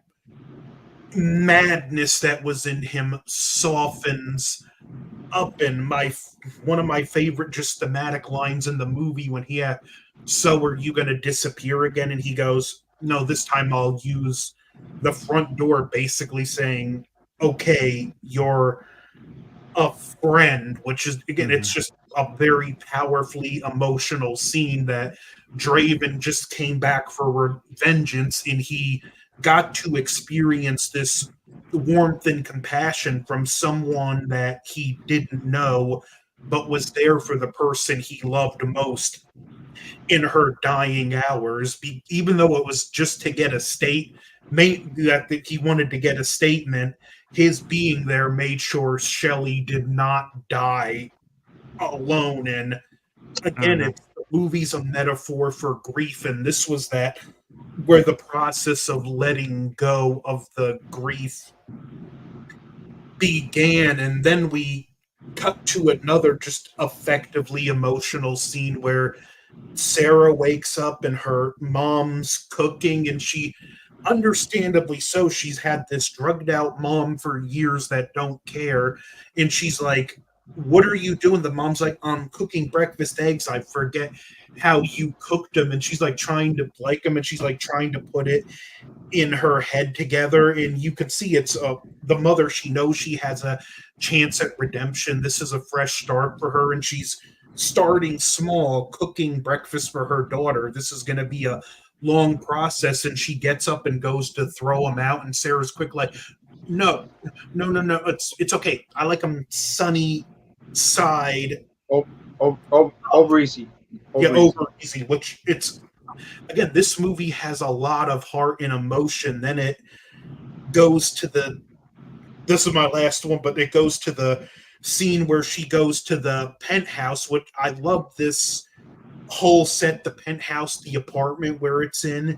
It puts me in mind of the line from the Salem's Lot where it says the Marston house presided over the town like a ruined king. And it's the same thing with this apartment. It just sits over everything like a ruined king. This is where the tragedy begins. She goes to the apartment. She knows he's there, and this was one of the few people that cared about her, and she doesn't say nothing. And she's like, "I thought you cared, screwed you too." And then he finally reveals herself to her, and they do get a touching moment where, again, both of them get to gain a little more closure in their life. This is just, like I said, just the emotions in this movie and in these like three scenes are like raw nerves, and it showcases really Brandon Lee's, what his acting potential was. I really think had the tragedy not happened, he would have been an Oscar winner, possibly multi-time. Yeah, I agree. No, yeah. I agree. And did you guys already cover the part where Eric saved her from getting run over? We didn't mention it, but yeah, that happened. Yeah, like there was a part where that's where she had the recollection of his band when she said that. She said, "Nah, man, it's more like surfing." Yep. Yeah, it's more like surfing the skating. She's like, she was like on her skateboard about to cross the street, and then she almost got hit by a taxi. That's when Eric grabs her and saves her from getting run over, and that's when he slow down, dickhead. Yeah, yeah. So when you get that psychability, it sees her moments with Shelley, Sarah's moments with Shelley, and then Sarah's like, "Man, what are you supposed to be, a clown?" And then Eric's like, "Sometimes." Mm-hmm. You know, and she's like, "Well, it's like, how do you maneuver that thing? Like, that's like kind of like surfing rather than skating because all the rain, right? All the water." Yeah. And that's when he says like, "Well, can't rain all the time." And she turns around and he's gone. And she was like, "Rick." Yeah. And then that's what I'm saying. That line too, go back to the whole story being a metaphor for grief. That line, "can't rain all the time," just has so much emotional meaning behind it that you can't can be consumed by your grief all the time. Eventually, those clouds are going to part and the sun is going to come out. You know what? I think it's like what you mentioned before at the beginning of this podcast is like, from James O'Barr's inspiration with the story, the darkness, the tragedy, what happened to him before he entered the Marines. His fiance was killed by a drunk driver. Drunk driver, yeah. Yeah. And this is like, kind of mirrors that, that storyline that it's just really weighs heavy on your heart. Yeah, I think The Crow is kind of like his way of being therapeutic. Sorry. Hey, I have to apologize, guys. I kept getting a call from my nephew, and if y'all saw me kind of looking kind of squirrely, as like I was trying to tell him, like, can you wait till I get through and then all that stuff. So apologize for that. You're good. You're good. Well, I gotta be excused too. I'll be right back in a moment. That's cool. No, yeah. So no, okay. We'll get it back to what Anubis. Anthony was saying. Like, I just wanted to bring it up. I forgot about Eric. Saving Eric from getting run over, getting by a taxi, and that's where you could tell. Like, I think he's already halfway through what he wants to get to, and he actually. That's where you see his kindness. He's mostly overcome by rage, grief, and anger, but that's where you see his side, where he was just another innocent guy who just got brutally murdered for no reason, and not no reason, but they were supposed to be evicted, but they were, anyways, like that's the whole point, that's the whole point. Hold on. Hey. And then, but I'm wondering, did y'all bring up the fact that when I'm pretty sure Anthony did, but the fact that when Darla was making breakfast for her daughter, you see how Chaucer was being kind of condescending towards her, because she's like, you're being this deadbeat mom, so why should I be, some kind of loving to you, even when you're trying? And that's when she said, why not even trying to be a good mother here? And that's when she stopped her right then and there. Said, I like him sunny side up. It's like he's telling her this, and it's like he's trying to reach out because, like you say, she's got a moment of epiphany, and she's telling her, it's like, I'm trying now because I really start to see the light of what I've been doing and what I've been doing wrong. And it's like, I'm trying to turn a new leaf. It's like, hopefully he brought that up, but I wanted to bring that up just in case he did say that. But I love that moment because it's funny how Sasha, was, she's pretty much been on the streets without somebody helping her. And once her mom tries to make better for herself, she's like, "Are you being for real?" Because she hadn't been there for it before. So why now? And I just want to bring that up just in case. Like they had to meet each other halfway. Yeah. Mm-hmm. Okay, so now Anubis, back to you, brother. Is it my turn or D's turn? Your turn, and then I'll get to D. Okay, where do we leave off? I'm already lost because we've been jumping around. We're at the part where he was After Fun Boy. Yeah. I could go with Anubis if you like. Yeah, go ahead, man. Go. Yeah. I think. After they reconcile the mother and daughter, and it goes to show you that it's never too late. To mend things. I could say that in my personal life. And I think Detective Torres, like, there's a scene where they're in the station. Detective Torres suspends Albrecht for misconduct. I hate that dude. I seriously hate Detective Torres. He's such a. He always plays a dick too. He does. Yeah. And he's a reason. I think Sergeant Albrecht is back as a beat cop. I think he was once a detective. But anyways, you're a beat cop now, so be a beat cop. After that, I think it's the scene when Eric kind of hijacks Top Dollar's car. In a way, he was in the back seat, I think, right? And Yeah. T-Bird. T-Bird. T-Bird. I'm sorry, T-Bird. Yeah. T-Bird, and leaves Skank in the convenience store, and Skank gets hit by the car, and the guy comes out. You hit my freaking car, you. What do you say? You ass hair? You stupid, stupid ass hair? Hit my And then car. Skank like knees him in the nuts and takes his little mini car and goes off to find Damn foreign T-Bird. cars. Yeah, foreign car. Yeah, and Hey, T-Bird. T-Bird. Right? I wasn't expecting that dude from Skank. I mean, I didn't expect him to, you know, when the guy say, "What the fuck are you doing?" and he just knocks him out. Like, damn, you know. Yeah, where's Fun Boy? Oh, he's probably banging away at Darla. Yeah. Fucking Skank. But anyways, yeah, we're here now.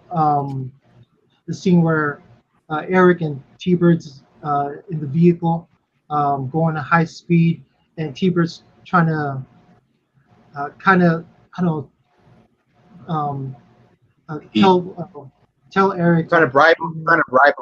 Yeah, trying to bribe him, trying to say or do anything just to not die, right? Yeah. And he looked at him and he said, "I know who you are. You want money? Who the fuck are you supposed to be, man? I'm your passenger." Yeah, so he gets to like the harbor where Eric like straps him onto his seat with duct tape. He's like, "Come on, man, speak to me. Speak to me. What do you want, man?" Right? And then T-Bird recognizes him. He's like, "You look familiar. Yeah, I know you. Yeah." And he's like, "There ain't no coming back." Yeah. There ain't no coming back. And then Eric straps his head onto the head seat, right? And ignites the explosive and runs off his car off the harbor and explodes into the water. And then we see Eric ignites the gasoline, and you see the flame. It turns into the shape of a crow. Where have we seen that before? Daredevil. Yeah. Yeah.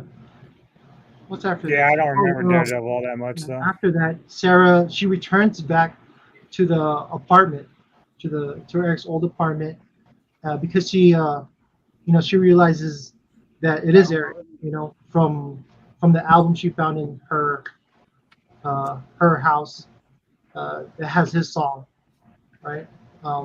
We can't rain all the time. So she goes there, she sees Gabriel, Cat, and she's like, "I know it's you, Eric. I know you're here." It's like she's about to leave. It's like, "Forget you then." And then he shows up. If you don't care. The circular window, and they I have do it care. on. And then after that, we see Skank at Top Dollar's office, telling him what's going on and how Skank is like talking so fast, like a speed demon, and Top Dollar's like, maybe we ought to just videotape this and play it backwards in slow motion, right? And that's you can pick it from there. Now, that's funny shit when he's like, "Hey, we would get down to the store, right, for some rubies, right? T-Bird, oh, here's to you, buddy." Yeah, dude, like that dude, like he had an accent. I mean, he had a freaking for being in the city, bro. He had the biggest hick accent I've ever seen in my life. He did a masterful job. Who was it? Like, it was hard to keep up. Angel Davis. Oh, It's Skank. hard to keep up with him, man. But he was like, Top Dollar's talking to Grange. He's like, "Yeah, did you check out the grave?" And he said, "Yeah, empty." And he's like, "Grave? What grave?" And he's like, "T-Bird, man, Fun Boy's there." Why he was like talking so fast? I was like, Jesus Christ! What about my fucking grave? Gonna kill me next, man. This guy's gonna kill me. This guy's gonna kill my ass. This guy's gonna kill my ass, man. This guy's gonna kill my ass next. My favorite line in the movie. You don't think it would help if we recorded them and played them back in slow motion, do you? Right. Yeah. Yeah. Okay, well before we move it back to like I said, now we'll get to Anubis. I know Anubis remembers this part. And I gotta say, man, Michael Wincott, dude, as Top Dollar, bro, was He doesn't get enough credit. masterful, dude. Like just the kind of shit that he says, his voice, his demeanor, the way he looked. I was like, and his the way his speech, like before Draven shows up when he's got everybody gathered, is just amazing. He's like, he's all like, yeah, Devil's Night used to mean something. Now they've got fucking Devil's Night greeting cards. Isn't that special? Yeah. No, that's his funny. Voice, Yeah, his voice alone, man. Right? His voice alone. It seemed like he smoked like all the cigarettes, like 20 packs a day with that voice. And you're right. His look, it's so like it's like he's wearing that period robe. He fucking looks like a vampire Dracula already. yeah, he has that blue blood type of like kind of aesthetic, like he's back in the 1800s where he's, and even the sword that he has, it's an heirloom sword. So I'm like, it's like a fencing sword. It was a rapier, wasn't it? Yeah, they're rapier. Yeah. Yeah. And he just, I envied his collection, man. That collection was sweet. Yeah, his collection of swords, alone says it all, man. Yeah. That's what I'm saying. But like his character, dude, was just like, he just, like, he should have got at least a nomination for best villain in the 90s, 94, bro. But in 94, there were so many great antagonists at the time, and Action the Crow didn't it exceeded more expectations, but it was great. But I just wanted to, Michael Wincott, bro, still freaking great actor, bro, and like, I when he came out like in Robin Hood, and then he came out in and even in Alien Resurrection, bro, he's like, fuck that. And when he got wet, when he got pair whacked him so up with quick. fucking Ron Perlman, that's fucking amazing, man. But again, you said with him getting an award, like, we all know how the Academy seems to love snubbing genre films. Yeah, but like I said, okay, so now we'll move on and we'll give it to Anubis, man. Take it from there, bro.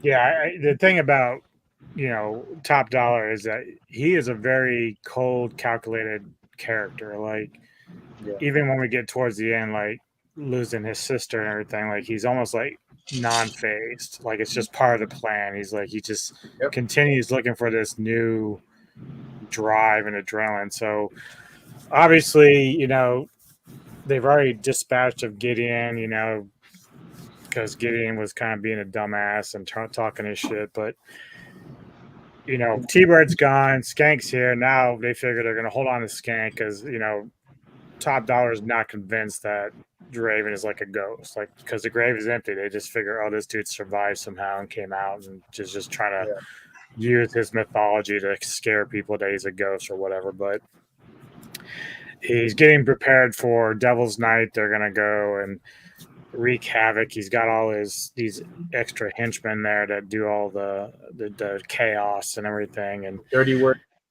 Yeah, I really love his like, well, seems like T-Bird won't be here to join us on the slight case of death. fucking hilarious.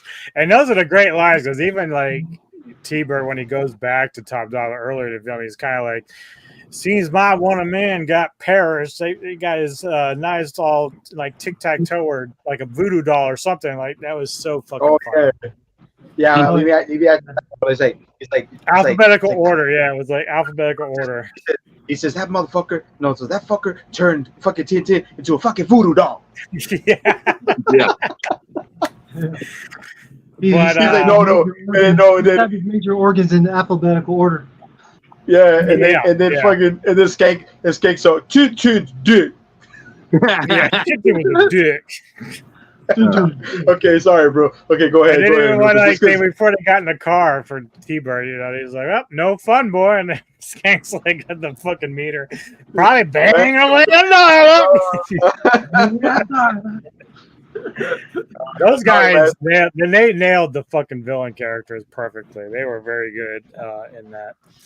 But Top Dollar, he's there with Micah and Grange, and they're preparing for their Devil's Night routine. He's giving his speech about how it's no longer fun for him to just light fire, so he wants to be like, we got to do something like just to reset everything. We got to make the biggest fucking inferno ever to reset ourselves on the map. And all of a sudden, the crow like flies in, hits the table, and Kang's like, ah!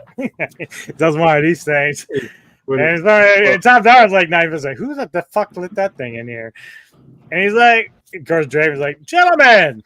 He just walks in, swinging his nuts, like, hey, I'm right here, baby. I just jumps up on the table, sits there, and says, I just want him. Well, you can't have him. So Top Dollar.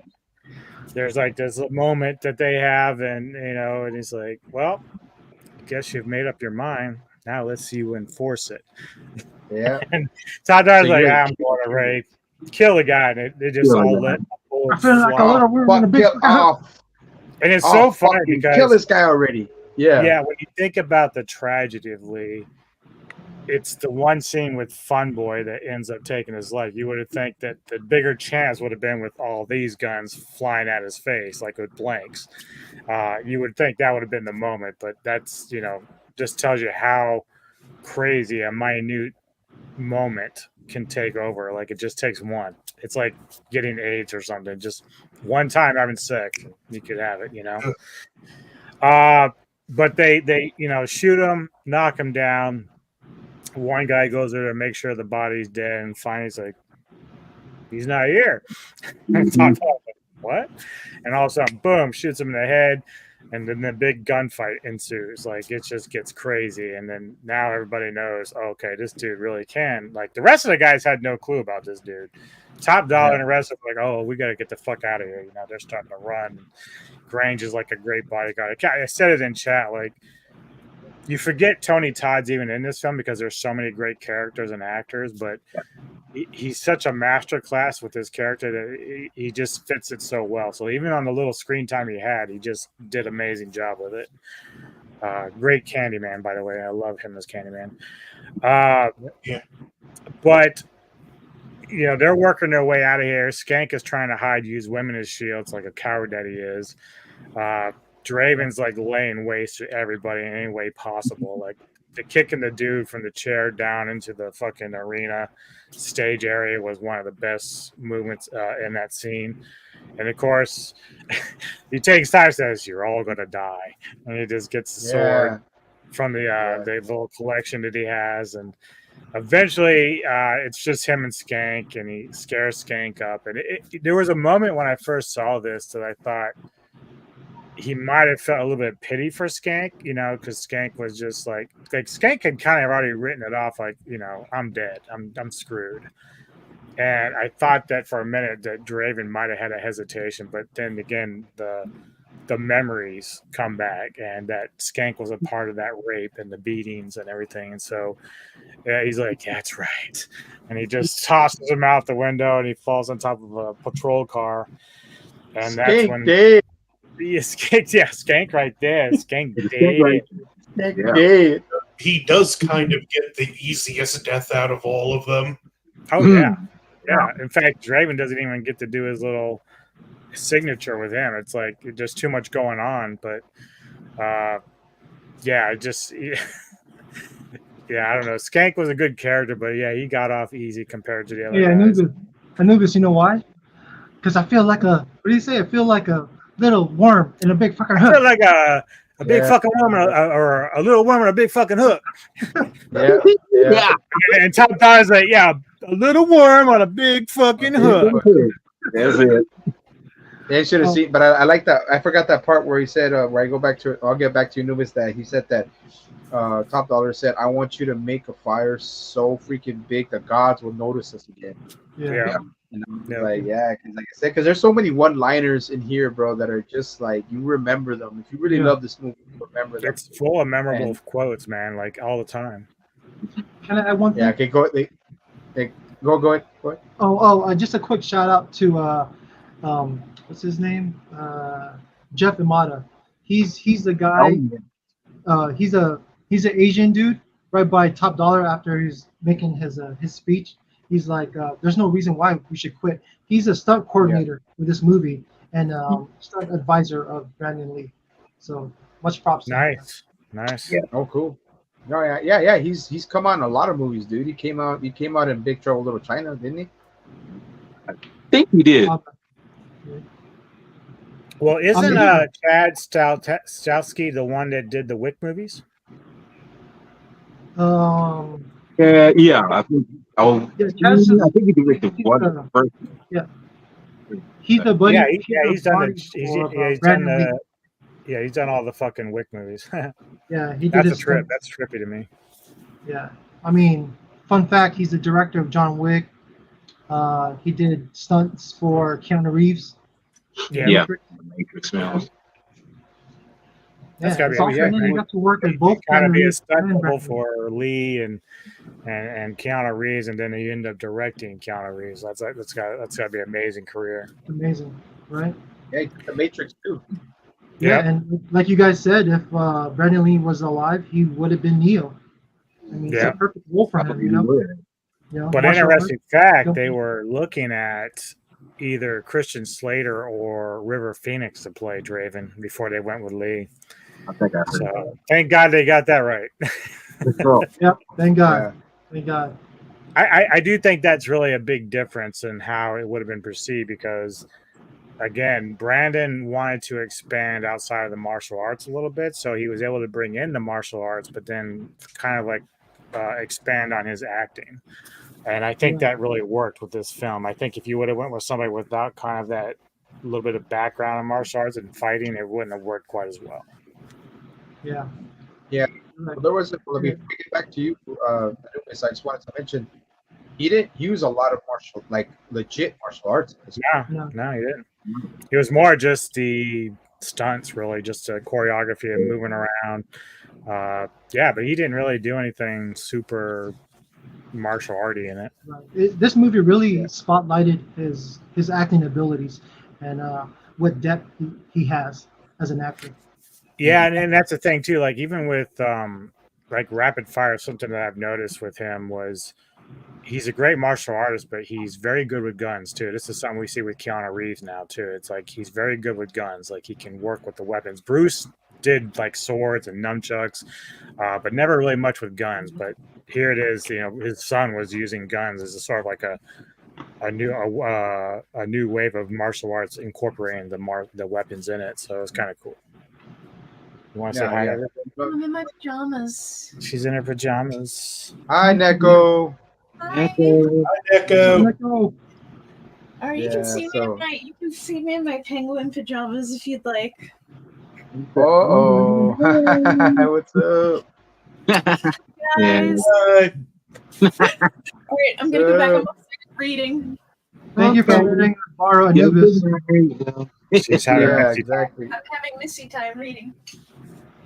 Okay, cool. Yeah, Okay, like, go take. going back to the scene that you described, Anubis, with Brandon Lee's gunplay as Draven here, man, that scene kind of looked like a John Woo movie, you know? Mhm. Him and his double pistol wielding, you know, and then going off to another weapon, the sword, and then using his feet, you know, with the double kick back to one of the henchmen, and then popping up. And he does it. He even does a front flip off the large table. I'm like, he didn't have to do that, you know? Yeah, it was just amazing. Yeah, he had a big part in all the choreography, so that makes sense. Yeah. Oh yeah, keep going, Anubis. So Skank's down at the bottom, top of a police car, and then Draven is basically now kind of running to get away from the cops. Like the one moment he's still up in the loft there, and the cops are telling him to freeze, and he starts dancing as he runs away. Because he figures I'm invincible, so he can't really hurt me. So I'm just gonna go ahead and run. I like how Brandon brought like a very playful attitude towards the character. Like he was going from pain and sadness to rage and anger, and then fun, sarcastic. Like you saw it throughout the film. It was so well played. That's why I think that Brandon would have expanded beyond this role, because that's what he was aiming for. He didn't want to be pigeonholed as just a martial artist. He wanted to kind of branch out and do a lot of different things. So you saw a lot of that in this film. So as he's getting away from the cops, he's getting shot up a little bit. Still, it heals, but of course, the more bullets it takes, a little bit longer it takes to heal. So Albrecht ends up pulling up, gets him in the car. There's a short scene where they're talking, and then they stop. He stops to avoid hitting a cop car or something, and Draven jumps out. And he's like, "I knew you were going to do that." Of course, the seat has blood stains all over it. And this is where the funny thing is, and it almost reminds me a little bit of Gideon a little bit, is where Draven, and I forgot who brought it up earlier, but Draven figures he's done. He's got his revenge. He got the guys responsible for the death of him and Shelley. So he's ready to go back to the grave and call it a day. He's like, I'm ready to go back home. My job is done. But like Gideon, where he can't quite shut the fuck up a lot of times. And so the ego of Top Dollar is like, I'm not letting this go. And of course, Micah, she's pretty smart when this, spirituality, they like somehow use people's eyes as a way to suck in their souls in some way. It's like almost, even though it's not like a superpower, but they believe it is. So she's figured out that the crow is like a link between the afterlife and the living. So, and of course, Todd, he picks up on it, or, Grange picks up on it pretty fast. He's like, well, so you destroyed the bird, you can destroy the man. And that's when Todd was like, well, I like him already. I want to take that power. I want that. Which I think eventually, while not being nearly as good as this film, the City of Angels, they kind of played off of stealing the crow's power in some way. That was sort of like the open door to that. But so the only way they know they can do it now is basically to try to lure Draven back to them. So that's the trick, where they have to take Sarah. They have to kidnap her and take her. And of course, the crow is keeping an eye on everything and sees this happening. Interrupts Eric's passage to go back to the afterlife. So now he has to go save her, and I'll let anybody pick it up from there who wants to. I was gonna say, right. Here's a good point. Is it just me, or the trick-or-treaters were a sign he was done? Yeah, they were. Like he already backed Skank, and he went what he went there for was already done. Like it was already, he accomplished his goal. I think that was kind of like him saying, because he was kind of laughing and smiling. I think that was him kind of acknowledging that, okay, everything's good now. These kids will be fine. There's no fires, nothing. He can go back and he's done what he needed to do. Yeah. Okay. Yeah. Go ahead, Walter. But no, it's as you say, the trick-or-treaters was pretty much, signified that these guys who wronged him and his girlfriend, and he's done. He's going home, and earlier mentioned before he was going to go back. Sasha was at his grave, his and her grave, Bailey's grave. He's telling her, he said, I know I shouldn't be out here. I know you're going to say, it should be. And he says, this is the safest place to be, So he tells her to just go home, and whatever, because everything's done. And like I said, he's made peace with that. And as she's going, of course, what happens? Grange snatched her up.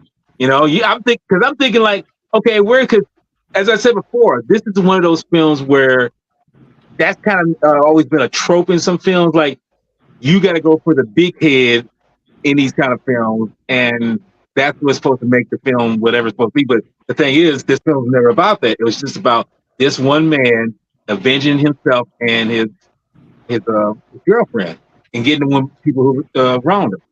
Well, yeah.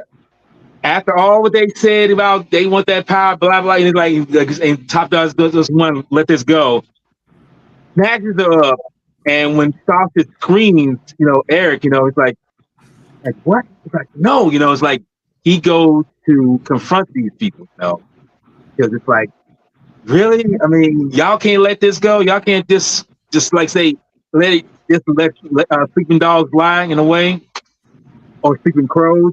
So he goes to the church where they're being held up at, and he goes to try to look for where she at. And Grunge has, I mean, oh my God, the crow, the bird itself, comes in, and Grunge takes a shot at it, and it kind of demobilized, kind of hurts him, and it hurts Eric. So they're about to finish him off, believe it or not. And Mecca actually grabbed the crow because she figured like, as long as I got this, we got the power and everything. Grunge is about to shoot Eric and pretty much seal his doom, but here comes Albert, and he's shooting up the place, he's shooting up and everything and whatnot, and he's like, no, before that happens, Top Dollar has him on the ground, and he's saying, something along the lines, you're the man, you're supposed to be the one who's supposed to be badass and whatever, but he's about to shoot him, he's about to shoot him and everything. And that's when Albert comes in and starts shooting up the place, He gets away, Top Dollar and them, I think he killed, did he kill Grunge at this point? I forget. Albrecht shoots Grunge. Yeah. Albrecht's the one that gets him. Yeah. Okay, I'll forget that. I'm just making sure. I'm thinking he did kill him or something. But when he does, him and Eric start talking. He's like, "Oh, look, you get behind me. No, I'll give you. You get in front of me, and I'll shoot them all and whatever, And he's like, "Well, we could do that, but we got a little problem." It's like, I thought you was invincible. Or something like that. Not anymore. I'm not anymore. I feel that this is the kind of thing, this kind of moment where it's like it shows that even these so-called, anti-heroes. What's funny because Albrecht worded it in such a funny way. He's like, "Yeah, you just get in front, and when they run out of bullets, I'll arrest them." Yeah, just use Eric as a shield, right?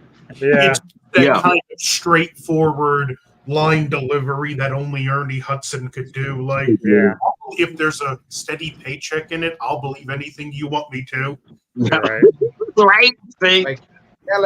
Like he does. Yeah, like it's like a that. It was like a they may try to make it the buddy cop thing for real quick, but like real fast. But it's like I do think that even though they got pretty much everyone, Mika ends up dropping her guard, and the crow wasn't, the crow was just incapacitated, but it still has that big ass beak, those big ass talons, and ends up taking her out. But I'll give it back to Jedi Granville, but that was one of the most satisfying deaths for me. Yeah. Oh God. Yeah, like the crow. Yeah, like the crow got its not revenge, but it's part to shine. But like I think even with the crow, before we get to, like I said, the crow, I think since the crow didn't die, Eric became somewhat towards the end. He became invincible again because the crow didn't die. But I'll leave it at that, and then I'll just say this: like before if you do decide to finish it off, when you get to that part where Eric goes in front of Shelly's grave, then right there I'll take over. I want to say something on that side. Go ahead. But as you mentioned before, they're gonna try to, because this is the point where Albert gets shot. It's like, I can't do anything. It's like, don't worry. And Eric tells him, don't worry, I got this. And he's going to go rescue Sasha. And Micah, I gotta give it to her. She's tenacious, but oh boy, she didn't see this coming. She figured like, she's gonna stab the crow or shoot the crow, and that'll be it. The crow like, bitch, you ain't about to. This is all the power you ever had. Yeah, and all of a sudden you just like the crow just like just starts cracking her eyes out, and she just like screaming like bloody murder, and it's like then she falls. All the power is in the eyes. Yeah, and it's like bye. But that's when Top Dollar takes Soft up to the roof, and Sarah. It's Sarah. Sarah, what? Oh my God! Sorry. That's okay. It's okay. It's all right. Sarah. Yes. Get confused. Every time that happens now, though, when I watch that scene with Micah, I start thinking fast forward to Live Free or Die Hard when Bruce Willis drops the girl down the elevator shaft and tells Timothy Olyphant, "Yeah, your girlfriend, I just dropped her down the elevator shaft." Wait. Yeah. But he got shot. Top Dog got shot on the roof, and he's got to confront this guy because he was, like I say, he was never somebody he was supposed to confront. But Top Dollar brings this little tidbit up to him after their sword fighting and everything, what they're doing, because he gets, Eric gets up the cross almost, like they start swinging and everything, they're battling and everything. He wounds them, and we see Sasha. She's kind of holding on for dear life on the edge of the skirt. Top Dollar drops this bomb and tells him, "Wait a minute. You think because you and your woman were killed by my henchmen that's how I let that? I mean, nothing goes on in this city without my say-so. They are under my rules to do whatever I need to be done." Hearing this, Eric's like, "You mother, you mean to tell me you were the one who had this come up on us?" He's like, "I'm sorry if I ruined your wedding plans, but I'm the one that cleared that house." I'm like, and the funny thing is, I really didn't see this coming. I'm thinking like he's not gonna, say something that's gonna irk him out and everything. And it kind of reminds me of something that happened in a film that came out that same year, which was The Specialist with Sylvester Stallone, where the main henchman was the reason why Sharon Stone's parents died. Come to find out, Top Dollar was the reason why him and his girlfriend were executed. So at this moment, Eric finally gets up to this point and just, every man has exactly. Eric finally does something that he said, I had this power, but I don't want it anymore. And he just grabs his head and just feeds him with all this pain and suffering that Shelley had suffered for 30-some hours. 30 hours of pain. 30 hours of pain. Yes. 30 hours of pain in 1 second. And he all just for you. All for you. It just amplified all that into him. It's just like that one moment, and he's just like reverberating from all this. He's like, he can't take it. And when he falls on that gargoyle. Yeah, and it's funny because it's almost similar. It was a symbol of something. When he lands on it, his blood is rushing out of this thing.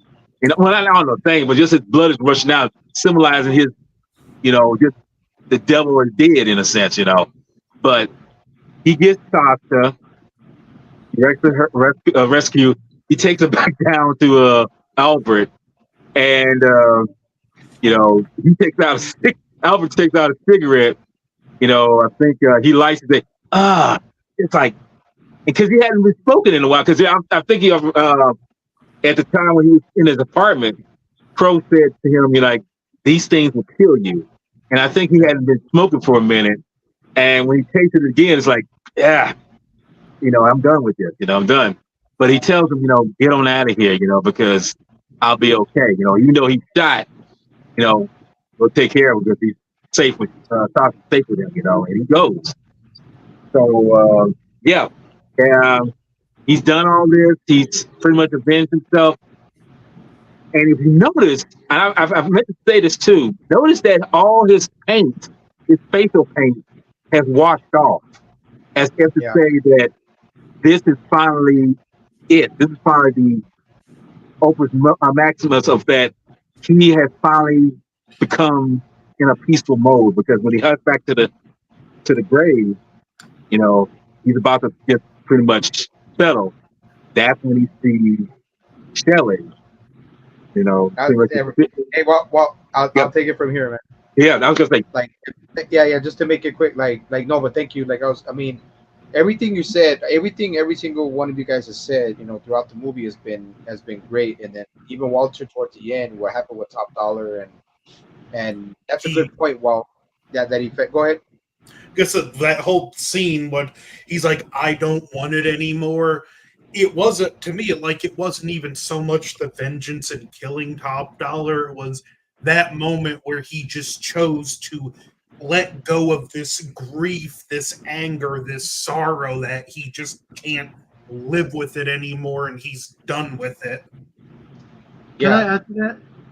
Yeah, go ahead.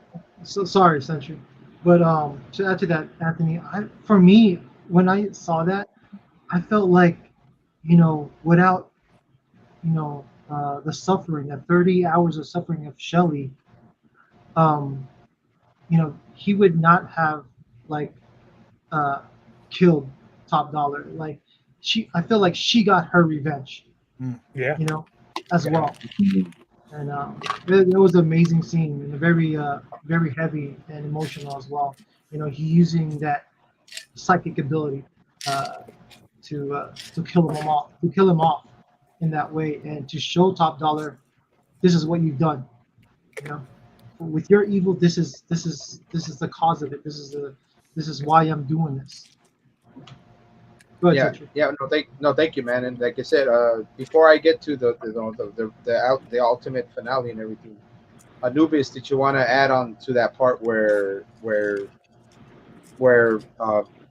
Eric Draven, he gets Top Dollar and he just lets him have and feel all of that 30 hours of pain? Not really. I mean, you guys pretty much covered it. When I first saw it the first time, you're kind of thinking, well, damn, what the fuck's going to happen here? Because at that point, Top Dollar had gotten the better edge of him on there by, impaling him with that sword. So, and then, of course, you have that dialogue that he's like, I think Goji mentioned in the chat, is like, every man has a devil and a man can't rest until he finds it. And, well, you have put a smile on my face. And so I think it's a little bit of both of what Anthony and Dee have said, that, one, Eric is done, regardless of how it's going to end, if he thinks he's going to die there, he doesn't want that pain of remembering Shelley and all that, pain and misery. So he wants to get rid of it. So I'm not even sure if he thinks at that moment that that's what's going to save him. He just wants it gone. He wants Top Dollar to know, though, what it was that set him on his course. And so when he gives it to him, and Dee's probably right too, there's this moment where even Shelley, who's not part of the eventual revenge, this is her chance to just show Top Dollar what she went through. And it's easy to get caught up in the action and this great story and Draven's journey, but we oftentimes, and of course you'll get to the very end with Shelley, but we kind of forget about her. And she was I just love the clips and the memories when you see them, how they flash back. And this is what I talk about when I did my trailer reaction for the new one. It takes chemistry, and it doesn't matter if they're the villains or Shelley and Eric in this film. The chemistry works. It just, you feel it. And I know people will always go back to the tragedy, but the tragedy will have a part of it. But I think even if Brandon had lived, this movie is so well written and so well executed that it wouldn't have mattered. It still gives me that feeling, because it's so well done, man. I feel everything that he felt, I feel it in that film. And that's what you love about cinema, is you watch a film, and if you feel that and it draws emotion for you, we talk about -1, how that's a very emotional movie. It's the same thing. It's so well written. And I think it really is a little bit of both of what they both said. It's even when Draven ends up going back to Albrecht and Sarah, he's like, what you had up here saved me. Like, I'm not even sure he really realized that was going to be the catalyst to kill Top Dollar, but it just, he didn't want it anymore. He just was done, regardless. Yeah. No, thank you. Great analogy, man. Great info, and everybody, like I said, everybody. And now, like I said, I go to this part where, I mean, this part when I watch it, when he finally falls into, in front of a grave because he's dying, like he's gonna die again, and that's a part that gets me, that he's dying, he's gonna die again. But that's what the Crow and what he wanted was to get, revenge. And and this is the part that gets me, is that when he's dying, Shelly comes in a white silk kind of, angelic like a dress, yeah. And just the way they did that scene, the way they did the scene coming, it looks so, like, even for it being such a dark movie and a dark atmosphere, she looked like an angel. And she didn't have to have wings, she didn't have to have this, like, she just saw her. And when she went up to him, she kissed him, or she looked at him, she gave him that smile, and they kiss, and then she falls to her knees, and she's right there, right in front of the graves, and that's where it slows down. Like, that's the part that really gets me to ending. There's a lot of great movie endings that are happy endings, but this one to me is one of the best happy endings I've ever seen. And yeah, it was a happy ending that required brutality, death, revenge. But that's the whole point of this movie. That last part of the movie grabbed me so tightly, and it's like it made me appreciate the fact that the movie was made. Brandon was the lead, and all the actors doing their part, and the film alone being just, to me, iconic, following, groundbreaking. Brandon Lee could have, like we all said, a bunch of times, Brandon Lee would have been him.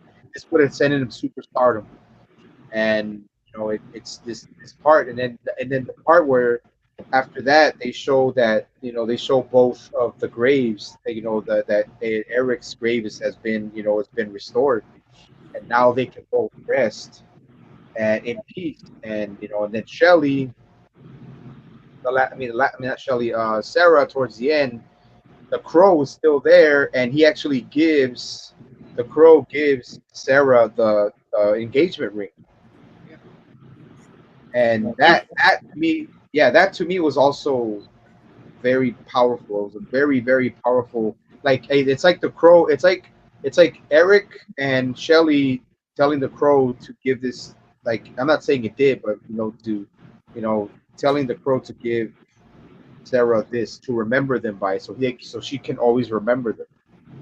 You know what I'm saying? So it won't be so painful, her going to the graves all the time, because anybody's different, but like some people maybe just don't like going to visit graves or anything like that. They just like to remember them. The memories are what matter. Like, the memories are what really matter, and that's what I think, how I got out of that scene. And then that's where it finally ends. And yeah, man, it's just a very emotional, action packed, great story, great acting, uh, cinematography, setup, everything about this movie was just, to me, I gotta give this movie like a 9.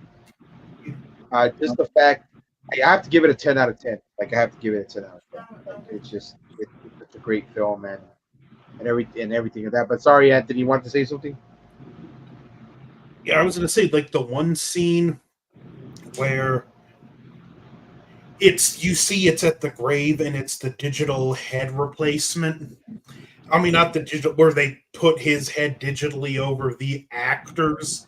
I heard, like, commented how that scene hasn't aged well, but I think it kind of works to the movie's benefit, where I take it as that's his soul fading away.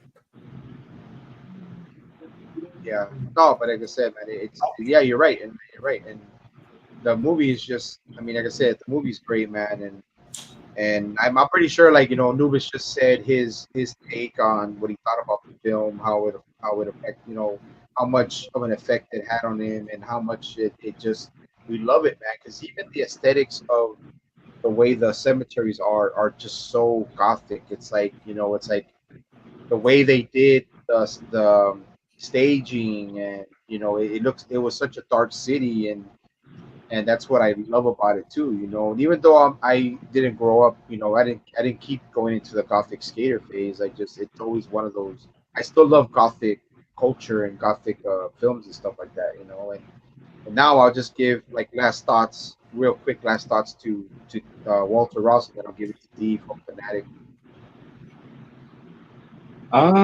Well, like I said before, you know, I mean, it was 30 years in the in the making of me watching this finally this year. But honestly, I feel it was the catalyst to drive me to say, hey, you know, it's time for you to just let go of what happened in the past with. And I think, you know what, in a way, I think that is a kind of a metaphor with certain things. You know, it's like you experience tragedy with anything in this world, whatever it might be, you know, with a loved one, with a friend, or whatever. But in time, you have to realize, like, hey, it's something what Sarah said or Sasha says in the movie. You know, if that love is strong, is so strong, that person still lives on. You know, and I feel that that's the thing right there. You know, and that this movie lives on, you know, metaphorically with Brandon, and how he could have, you know, if he lived, you know, it's he would have been something more than what he is, you know. But no, I feel that the Crow has reached that iconic kind of in my opinion, even though I've only seen it a few times, you know, I feel it has reached that iconic, you know, kind of, you know, film, you know, film kind of dice that I feel like some films get overrated in terms of what they should be, you know, because some of the films that people say, "Oh, this is a great film," it's like, it's all right, it's not like this, and this film is a low budget film, you know, it does more than some of these high budget films do, and I feel like it deserves the just that it has now. And now that I've seen it and said my piece about what I feel about it, I realize that, hey, it still lives on and it still go on for future generations. And, you know, anybody who comes into the world and they say, is The Crow any good? I'll tell them 100%.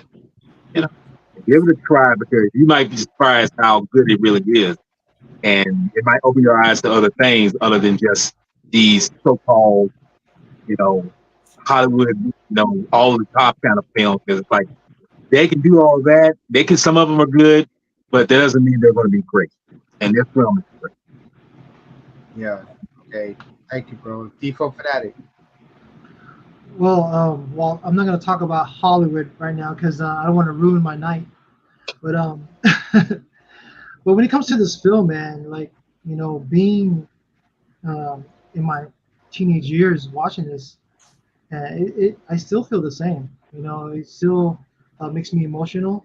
It weighs heavy because you know, what's happened, the tragedy, what happened with the couple, and I love the revenge, you know, vengeance story.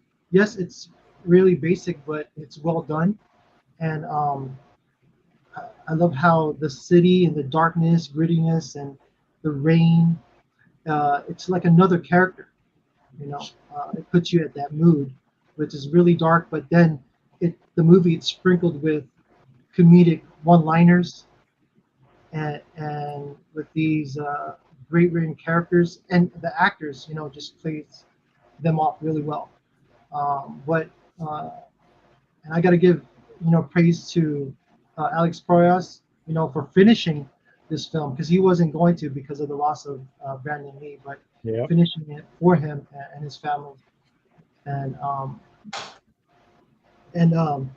yeah, man, and overall Brandon Lee, man. In any actors, you guys know, not all of them have that it factor. This kid had got it, No. man. Just like his Yeah. father. You know, Yep. like Anubis and all you guys said, we never know where his career would be if he was here. But man, this character was like made for him. You know, um, phenomenal, man. I 10 out agree. of That's 10. a Love good this movie, good man. spot. And, Yeah. and there's a lot of iconic scenes that I love. Like I said, one of them being when he's like on the rooftop jumping and running and doing fucking parkour with the crow beside him, while fucking 9 Inch Nails, Dead Souls playing in the background. Oh, That shit over and over, man. That shit gets me dude. pumped up. You know. Yeah. Anybody doesn't like this film, fuck you. I don't give a fuck. I love Agreed. it. I like that. And that's yes. why I'm friends with these individuals. Boom. Sorry Yeah. about that. My mom's having TV trouble. No, it's all good. No, and then Anubis, I know you already gave your take on the film, but if you want to give a quick, last thoughts. Yeah, just again, I agree. Still a 10 out of 10. It's aged well. It's still very much relevant today. It stands the test of time easily. I love that within the last couple of years since they've been talking about the remake, despite the remake probably not going to be very good, but the fact that they're even doing it makes people go back and watch this film that never see. I see reaction videos all the time lately. People enjoy the shit out of it, which I get. I love that. I love exposing people to, as Dee put it, the greatness that Brandon Lee is. Like, he's gone, but that was his finest moment. The showcase that he could do a lot of different things. Even then, I would still just tell people, go back and check out the other films, even though they're more martial artist type films. It's like he was so special in so many ways that he would have eclipsed his dad in terms of acting. Like, Bruce wanted so bad to be like a big actor, but I think in a lot of ways Bruce was so focused on the martial artist part of it that Brandon was kind of looking beyond that. And it's unfortunate Brandon got taken out too soon because he probably would have been a really big star. We're talking like Jason Statham, Van Damme, all of them. You know what I mean? So, yeah, the film is still very much 10 out of 10. It's kind of ironic that my second favorite film, Brother of the Wolf, stars Mark Dacascos, who plays Draven in the TV series. So it's just a weird little tie in there that was unintentional. But yeah, I love The Crow so much, man. I can't stop not talking about it. You guys know me. So I thank you for having me on here to discuss it again. Like, I can do this all day. Oh yeah, man. No, absolutely, dude. And I had to have my brother's Sci-Fi Society, especially Default Fanatic, Anthony Jordan, Jedi Grant Bell, the Master of the Metal Tavern, the Master in Chief, Anubis, and like I'll give my 2 cents in before wait for if Anthony comes back. That all you guys had great points, information to add, and this film has and I think will continue to test time and still be relevant. And the fact that we lost Brandon Lee, it was still a triumph, and it was definitely to me, it's still always going to be definitely a period piece of pure 90s. Like the best years of my life, man. The 90s were just so unique in every like any era, like any part of time. It's unique, and the love for music, the love for martial arts, the love for Brandon Lee, his respect for from his dad Bruce Lee, the actors that poured their heart into it. You could tell it was a low budget movie, but everybody did their part, and it will always have that place in history as a one of a kind 90s film, man. And I love it just as much as Anubis does. Just I can never talk about it that much because it does, and I'm gonna say all you guys at this point, especially Anthony, it does talk about revenge, but it does also, like towards the end, it does also speak of letting go of all that anger, all that rage, all that animosity, because that just if it consumes you, man, it could just turn you into something you're not. You know what I'm saying? Okay, thank you, Alexa. I understand. But what do you call it? Yeah, man. But no, but like Anthony, last thoughts, man, and then we'll wrap it up. Well, what more can I say that hasn't already been said? It's just a powerful movie that has a very poignant message that's just all the aspects of it are just shrouded in this tragedy. And I think it's a movie that the older you get in life, the more powerful it's gonna get. When the most recent time I watched it in full was for Anubis's stream. Like, I hadn't watched it in full since October of the previous year, and after going through a year where 5 friends passed away in 1 year, like, this movie just now hits me on like that much deeper of a level, because it was like 5 times in 1 year where it's like, you have to make that decision. I don't want to carry this grief around anymore. And it just, movies like this don't come along that often, and movies like this are also once in a generation. There's been sequels and none of them could recapture it, and there's a remake coming out that all I'm going to say is I'm not opposed to a remake, but leave the character of Eric Draven that Brandon Lee gave his life to portray alone. Make it a new character. Just don't touch that character. Well, too late for that. Absolutely. Like, You know how to cope with things like that, man. With these remakes and prequels, man. I just let it go. Fuck, do whatever you Hollywood guys want to do. I'll always have my original content. I'll always have, like this movie, The Crow, The Goonies, Lost Boys. I'll always have those movies, man. It's like I said, Hollywood's going to be Hollywood. They're going to be Hollywood no matter what. It's like I said, halfway through the trailer for the new one, I popped this in the Blu-ray player. I'm like, I can't even watch that. They won't even. It will never be replicated. They can't even take a piece out of it. They can't even try to. They can't even try to literally just try to even use. They use a different name. Use a different story. Use something different. Do not touch, or even try to even disrespect Brandon Lee's memory by even doing a remake on that name. No, it's shit. Hollywood is shit right now. The fucking all of these movies, all of these remakes are shit. I think they all mean well. So like I like Bill Skarsgård and some things. Like Boy Kills World was amazing. That was a great movie. So I don't think he's, as an actor, I don't think he's really trying to disrespect Brandon at all. But like, again, as I kind of pointed to, like when I look at the trailer and I was going through it, I'm like, okay, well, the first problem is we're in a modern time where music's different. So what I expected a lot of hip hop. Of course, you had Ozzy doing like sort of like mixed with pop stuff, which is not really true Ozzy to me, but it's all about vibe. It's all about the chemistry. Like I don't get like that bond that Sophia Sinas had with Brandon Lee in the original, like with these two characters. I forget who the girl is in the new one, but it's just kind of like they're going through the motions. I don't really feel that energy that the original characters had, and that's sort of what separates that movie from a remake. And so I even though I haven't seen the new one, it's like just by the trailer I can tell it's kind of just going through the motions. It doesn't really feel it, and if you get what I mean. Yeah. No, it obviously does, man. But like I said, we'll do. Go ahead. We can wrap it up.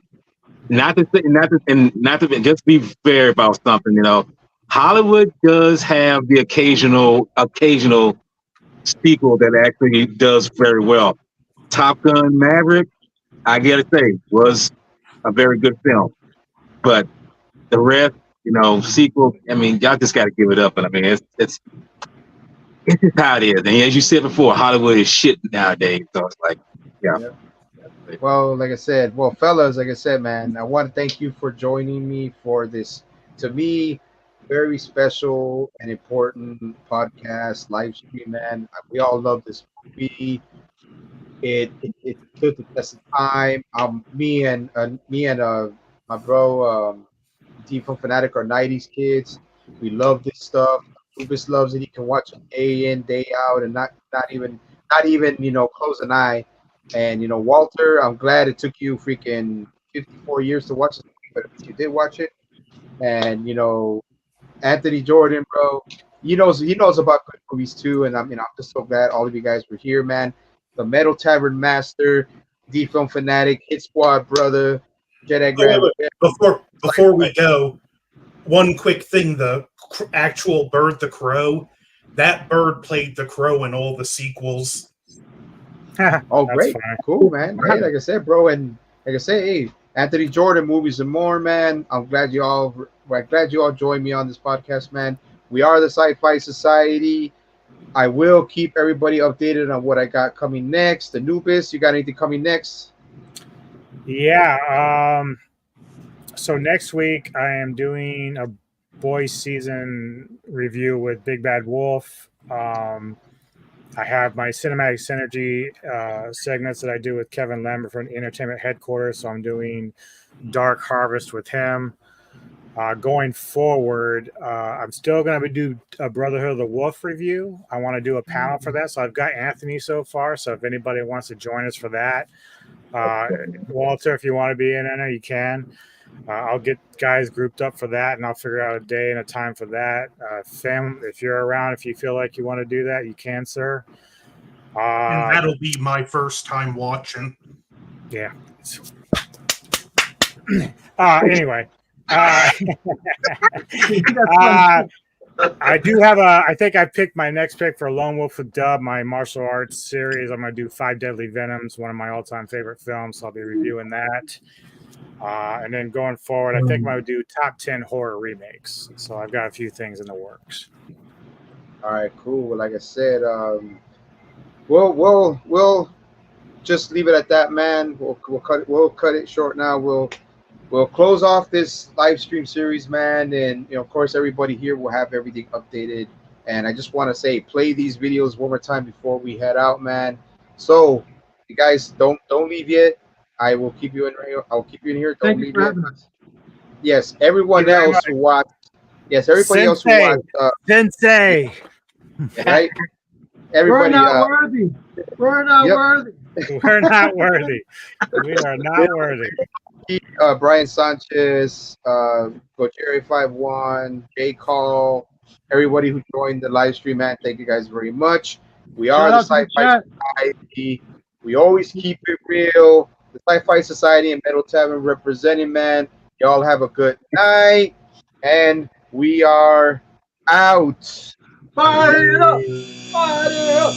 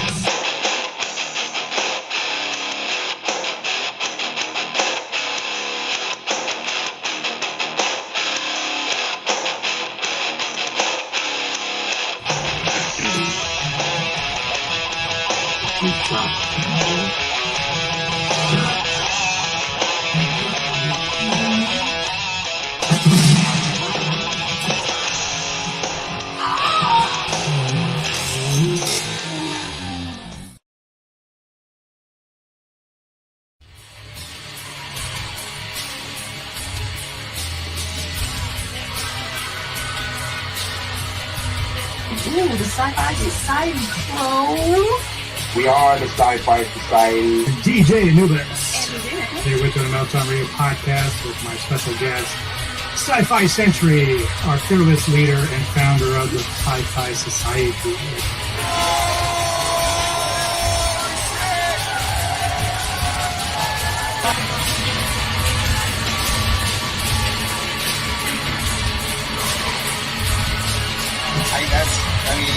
That whole story, like, that's pay-per-view, guys. Like, you don't get a lot of that stuff. All right,